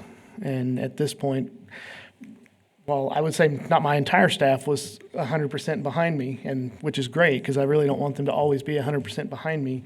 We'd had many months of discussing this, of does this make sense or not, and trying to come up with these conditions to move forward with a zoning option that doesn't violate things, that allows them to move forward, but it prevents or puts some controls to stop the growth of something that we don't see as a former councils, current councils, and future councils. We believe this is going to be commercial and heavy uses as opposed to what's going on there.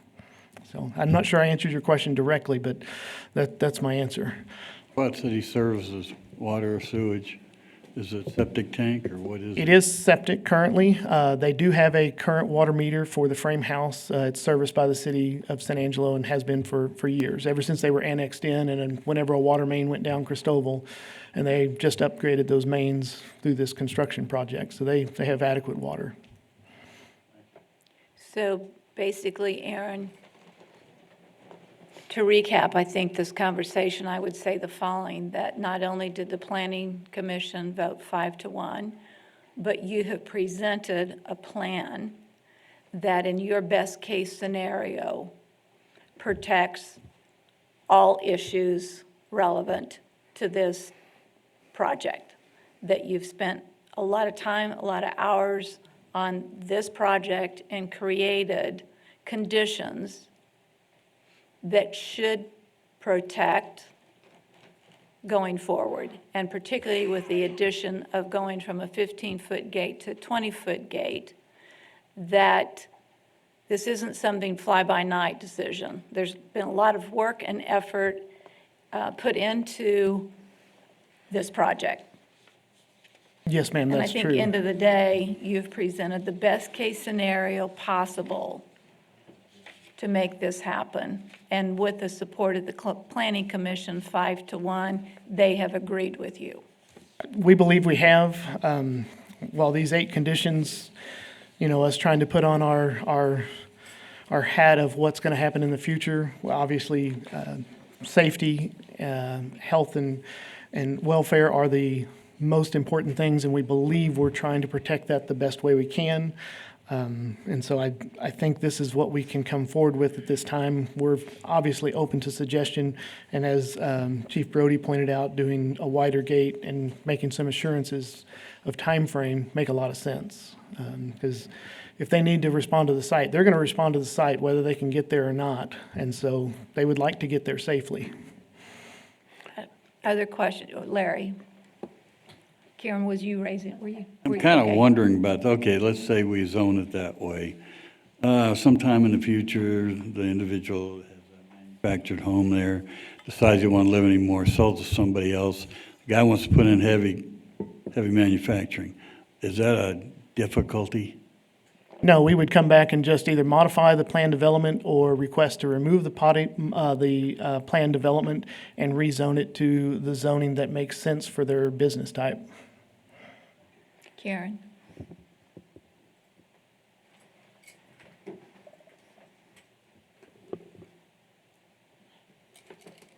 Can you give us a quick summary of the definition of planned development? I think most of my questions have been answered in the debate. And I do want to acknowledge your desire to be compassionate. I think that's probably at the root of this.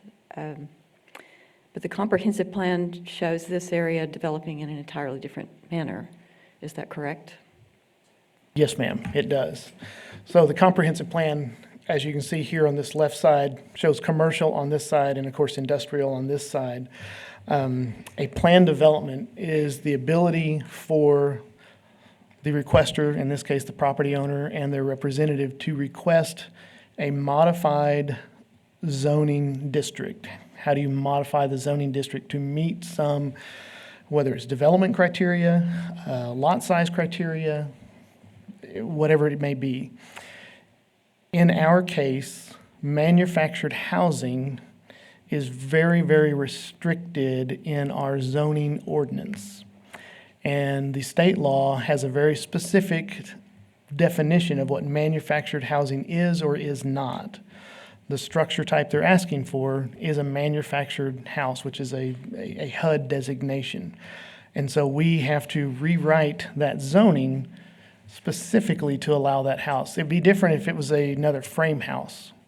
We would be able to go differently with maybe expanding that conditional use that they have for the first frame house.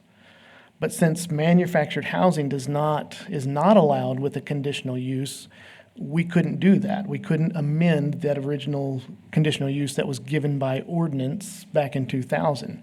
We have to write something that's very specific for the manufactured housing. And I know that sounds odd because we don't get into structure type very often, but it is, that's the crux of it, is how do you make it work with that very specific definition from the state as well as our zoning ordinance, which our zoning ordinance matches the state's definition. And it comes out of a desire of how do we keep things equitable with structure types, with property taxes, with land uses, all of those things in alignment. And so the plan development allows us to modify those rules to allow some of those things that might not fit the cookie cutter, that fit into the square, even though they might be round. I'm actually really glad that you explained that about the reason, giving the reason why they can't extend a conditional use permit to what's happening there at this time. Are we to assume that the heavy black line, which encloses the 2-acre parcel, is property owned by the applicants? That is correct. Yes, they do own all of that property. I think it's between 13 and 18 acres. We were trying to get, SKG was helping us with that, and they were looking at that. But it is a large tract of land that has been platted through Concho River Estates many, many years ago. They have a lot and a half there. How or would that, this zoning change, how or would that affect redevelopment of this site? So we would I didn't continue. say that very well, but is this like the first domino toward something else? No, I don't believe so. I believe this is to solve this immediate issue here on this 2 acres. And we went to the 2 acres, because it's that far back where the current barn is, so that we can keep those things together. This acreage here would stay heavy commercial. It is not under the plan development at all. It stays heavy commercial. It stays with the vision plan of commercial. It only rezones this small 2-acre piece to be the plan development that would have the underlying of manufactured housing subdivision. While that word subdivision means that you platted land off, it's just what our zoning ordinance calls it. But it just means we've parceled that out, and they're able to do those things in the plan development there. It would not affect these areas. Now, one of the things that is challenging for this piece of property in general is the drainage that comes through here and goes through there. So remember where that is, and I'm going to go back to that image of Jackrabbit Trail. So this is at the corner of Jody Lane, about maybe 100 feet in from Jody Lane, the corner of where their property starts. We can see the elevation change of where that drainage goes through. And so that drainage is all trying to get to the Concho River. While that doesn't make parts non-developable, but if I go back to that overhead, you can see this swell comes way over here. And so you really have maybe a developable site there and a developable site there on this piece of property, other than the ones in the area. That drainage really cuts across there.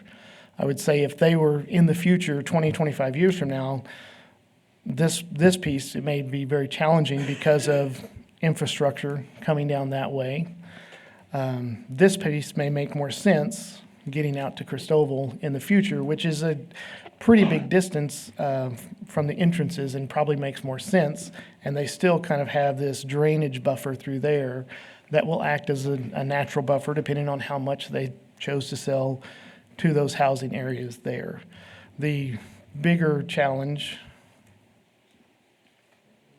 are adjacent properties, maybe to the north, that abut directly to that PD.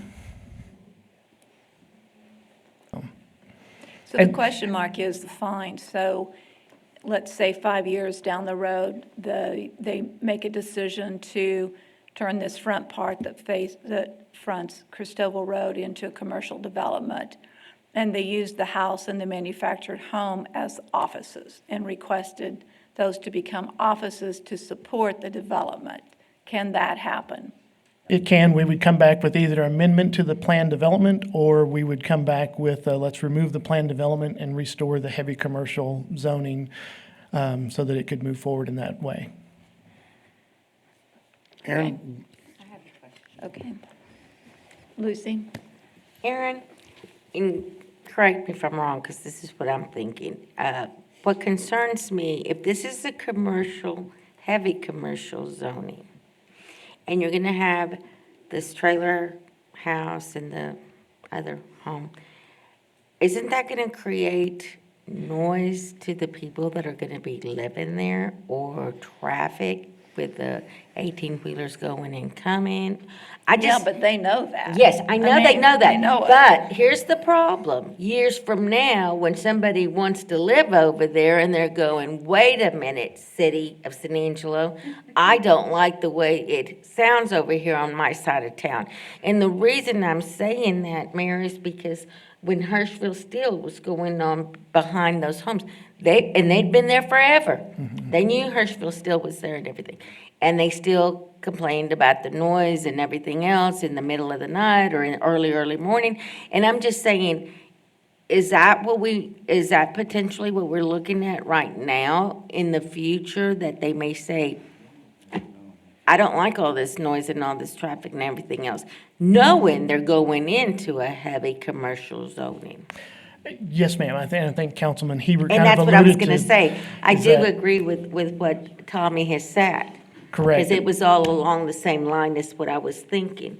And that's where we have to balance and weigh, are we solving an issue today, but creating one down the road that whoever lives there, how do we educate them and work with them that they've chosen a spot that may not be. They're not smart enough to figure that out. I don't know what to say to you, but because Cristoval Road is what it is. And it's about to be a much bigger The properties around road. it are already zoned a certain way. So if you don't know what's going to happen when you look at that or buy that, I don't know what to tell you.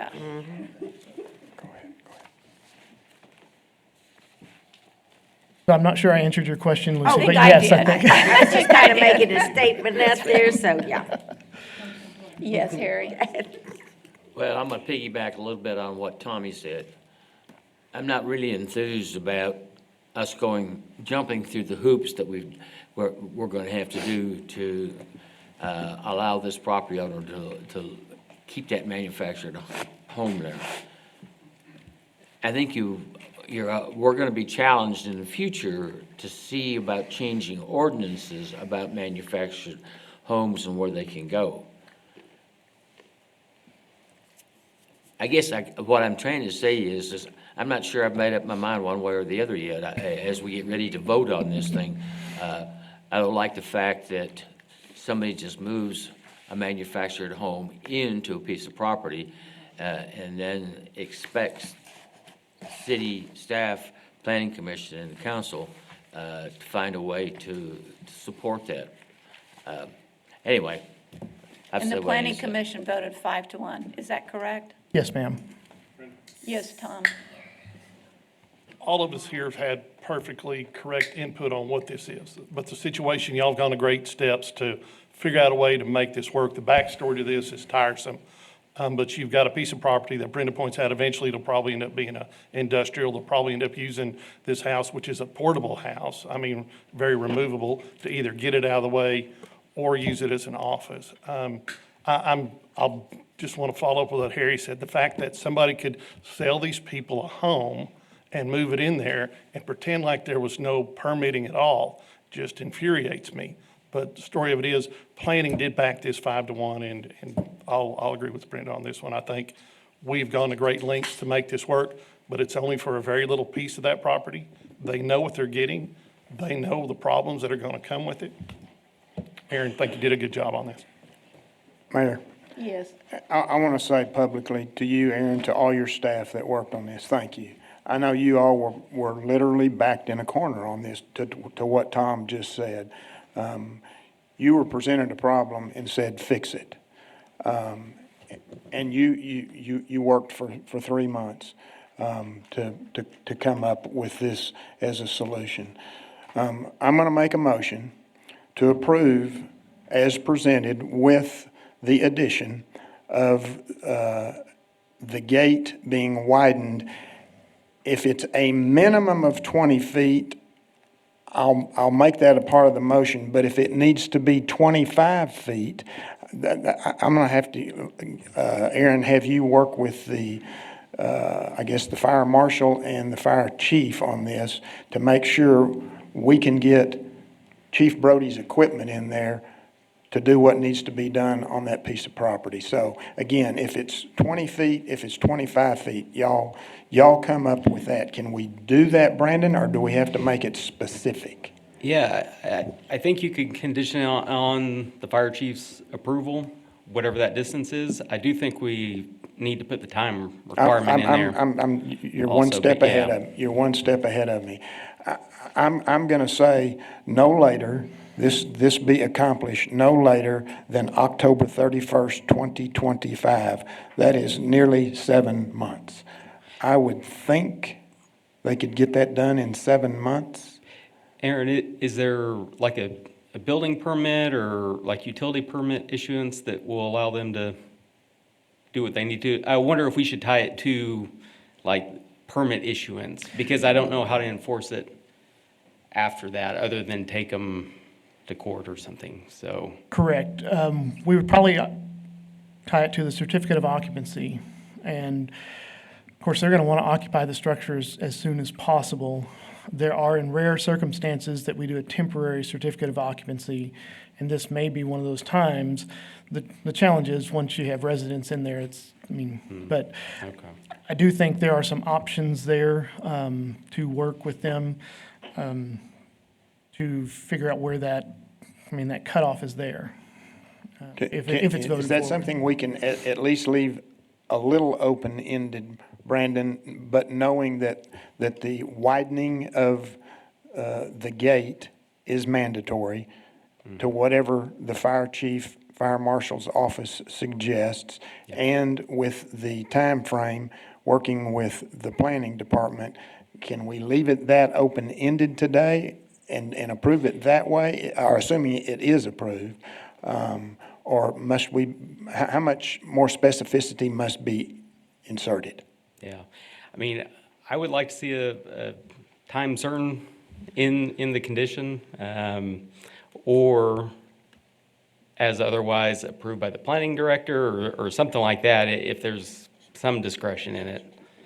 Well, we just need to ask that Aaron Vonay work with Chief Brody to determine the action necessary to ensure that the 20-foot or plus gate is done and completed. But I don't know about if they're already living there, they're living there already. They're living in the frame house. I don't Yeah. believe they've got occupancy of the actual manufactured home. But I do think there's option, obviously, the property line's there, and you can see their other fence there of being able to find ways to clean that up and widen that. You can see there's kind of a panel fence there, and I'm sure that ties in over here maybe with another panel fence. So even if it's 2 10-foot gates or something like that, I think there are some options there, and then widening the pavement here to bring it down, and it could just be as simple as grading and compacting that may work. So I believe the time frame makes sense for that October timeframe, and we will certainly work with Chief Brody and his team to make sure that it meets what their team needs when they respond in an emergency situation. Well, and there may be another, there's going to be a left turn to get into the property, if I'm not mistaken. Now, since I hadn't been able to get out there, I don't know how wide that is, but we would need to be sure and work with Chief Brody that whenever they turn onto the property off of that surface. Well, they are going to 4 lanes here, even in. Cristoval Road. Cristoval Road is. So I feel like they're going to have adequate space to turn in, but we'll have their team No, I'm look at talking that. about onto the actual property itself. I know, but off of Cristoval Are you talking Road about off is of where the Cristoval? angle will be. Okay. Yes, sir. Okay. All Yes, right. sir. So, again, my motion is to approve as presented with the addition of widening the gate in consultation with the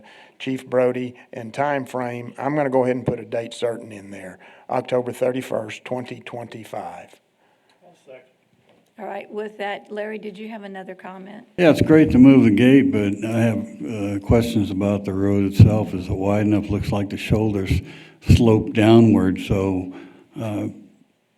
has Chief Brody looked into that? We will want have to make his- sure it supports his trucks. Yes, we'll have his team look into that. I know some of his field staff from Fire Marshal has been out there once, but they haven't really entered the property because normally the gate's closed. But through this process, they'll be able to go out and evaluate that and make sure it's up to standard. I would just say that if we can have consideration of the width of the road matching the width of the gate into the property. So. Thank you. Is there a second? Okay, other public comment? All right, with that, let's take a vote. All in favor of approving item E with the, as presented, with the exception of the gate that would need to be enlarged. May I have a vote? Aye. Aye. Nay. Motion passes, I think 5-2. I couldn't hear you, Karen. 5-2. Moving on to item F, first reading and public hearing for Z25-05, a request for a zone change from the single-family residential zoning district to neighborhood commercial zoning district for 2 properties located at 502 and 504 West Avenue V. And Aaron, you're on again. Thank you, Mayor. This one will be very quick. Not. So you say. I did not say that on the last 3. So this is a rezoning for 502 and 504 West Avenue V. It's in the Rio Vista neighborhood, District 3, Mr. Harry Thomas. The vision plan is neighborhood center. It's just over a quarter of an acre between the 2 properties. It's currently as RS1 and is asking to go to neighborhood commercial. And of course, you see Bryant here. This is South Bryant, major thoroughfare going south out of our community. There are a couple of, and just even on this image, there's a small strip center there, a small electrical workshop there, and I think up to the north, there's a few more small businesses in the area. So we did send out 29 notices. We did not receive any back in support or opposition. Here is our zoning and our comprehensive plans. Our comprehensive plan here, and you can see there's a strip of neighborhood center that goes through here. And then you have this zoning that has kind of a little bit of a patchwork that's over time has come in and started doing some rezonings. You can see that one with the strip centers rezoned. This one may have a project coming forward in the short term. That office warehouse that's an electrical yard, electrical contractor yard is there. And so you're looking at connecting these 2 spaces with those properties right there. So we did look at the rationale. The frontage is a major thoroughfare, and it makes neighborhood commercial zoning appropriate. Community need, we do not have that much neighborhood commercial in our community. And along this major thoroughfare, one of the proposals that they're looking at is a low-scale commercial serving the neighborhood. They're looking at a quick lube center to go in there, so it's not something you drop your vehicle off. It's something you stay with your vehicle come around and exit out. And at this time, because it's built out with two older structures, them taking them down, there's no adverse effects to the natural environment at this time. Staff did present this to Planning Commission on February 24th. Planning Commission did make a recommendation of approval with a 6-0 vote, and city staff also recommends approval for the change from RS1 to neighborhood commercial at 502 and 504 West Avenue V. Harry? Thank you. Short and sweet. Both of you. I make a motion to approve as presented. Second. Any public comment on this item? Okay, let's take a vote. All those in favor say aye. Aye. Motion passes 7-0. We will now move into the closed session portion of our agenda. Executive session under the provision of Government Code Title V, Open Government Ethics, Subtitle A, Open Government Chapter 551, Open Meetings, Subchapter D, exceptions to requirement that meetings be open under the following sections. A, Section 551.071, consultation with an attorney regarding property tax assessment on city-owned leased land. B, Section 551.072, deliberations about real property regarding city-owned leased land at 6859 Golden Lane. Section C, 551.072, deliberations regarding 2.524 acres out of lots 18 and 19 Fort Concho River lots. Item D, Section 551.072, deliberations about real property regarding 1, approximately 200.11 acres out of Survey 20, W.C. Rye Company, Abstract 8138, approximately 143.78 acres out of Survey 19, W.C. Rye Corporation or Company, Abstract 4018, and approximately 8.39 acres out of Survey 4.5 J.W. Johnson, Abstract 8647, and to approximately 316 acres out of Sarah B. Roberson, Survey number 178, Abstract 8474. We will be in executive session until we complete deliberation and take a break, because I'm sure everybody needs a few minutes to take a break. Yeah. The closed session, and we are moving into our the balance of the regular agenda, and it is 12:36 as this is called back to order. There are no announcements from our closed session, so we will move up to the follow-up and administrative issues as item B, consider approving various board nominations. Animal Shelter Advisory Committee, Roger Horton, SMD 4, to first full term ending January 2027. Civic Events Advisory Board, Ken Roberts, SMD 5, to first term ending December 2026. The Construction Board of Adjustments and Appeals, Roderick Mayberry, SMD 6, to first full term ending January 2027. And the Development Corporation, Travis Stribling, SMD 6, to first term ending February 2027.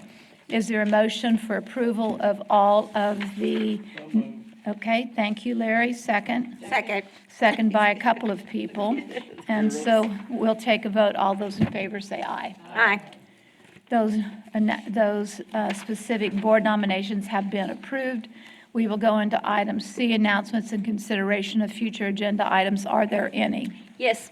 Mayor, I would like to ask Aaron to come back at our He's next. gone for the day. Yes, not come back right now, but next meeting, and try to have something put together for us for possible carports being permitted in the Pollan area. I think you asked for that last I time. did, but apparently nothing has happened, so I haven't heard anything, so that's why I'm saying it. Shows you how popular that was. Yeah. So I can have it in writing that I've. He doesn't have a response. I'll forward that to you, though. Thank you. Mayor, Appreciate it.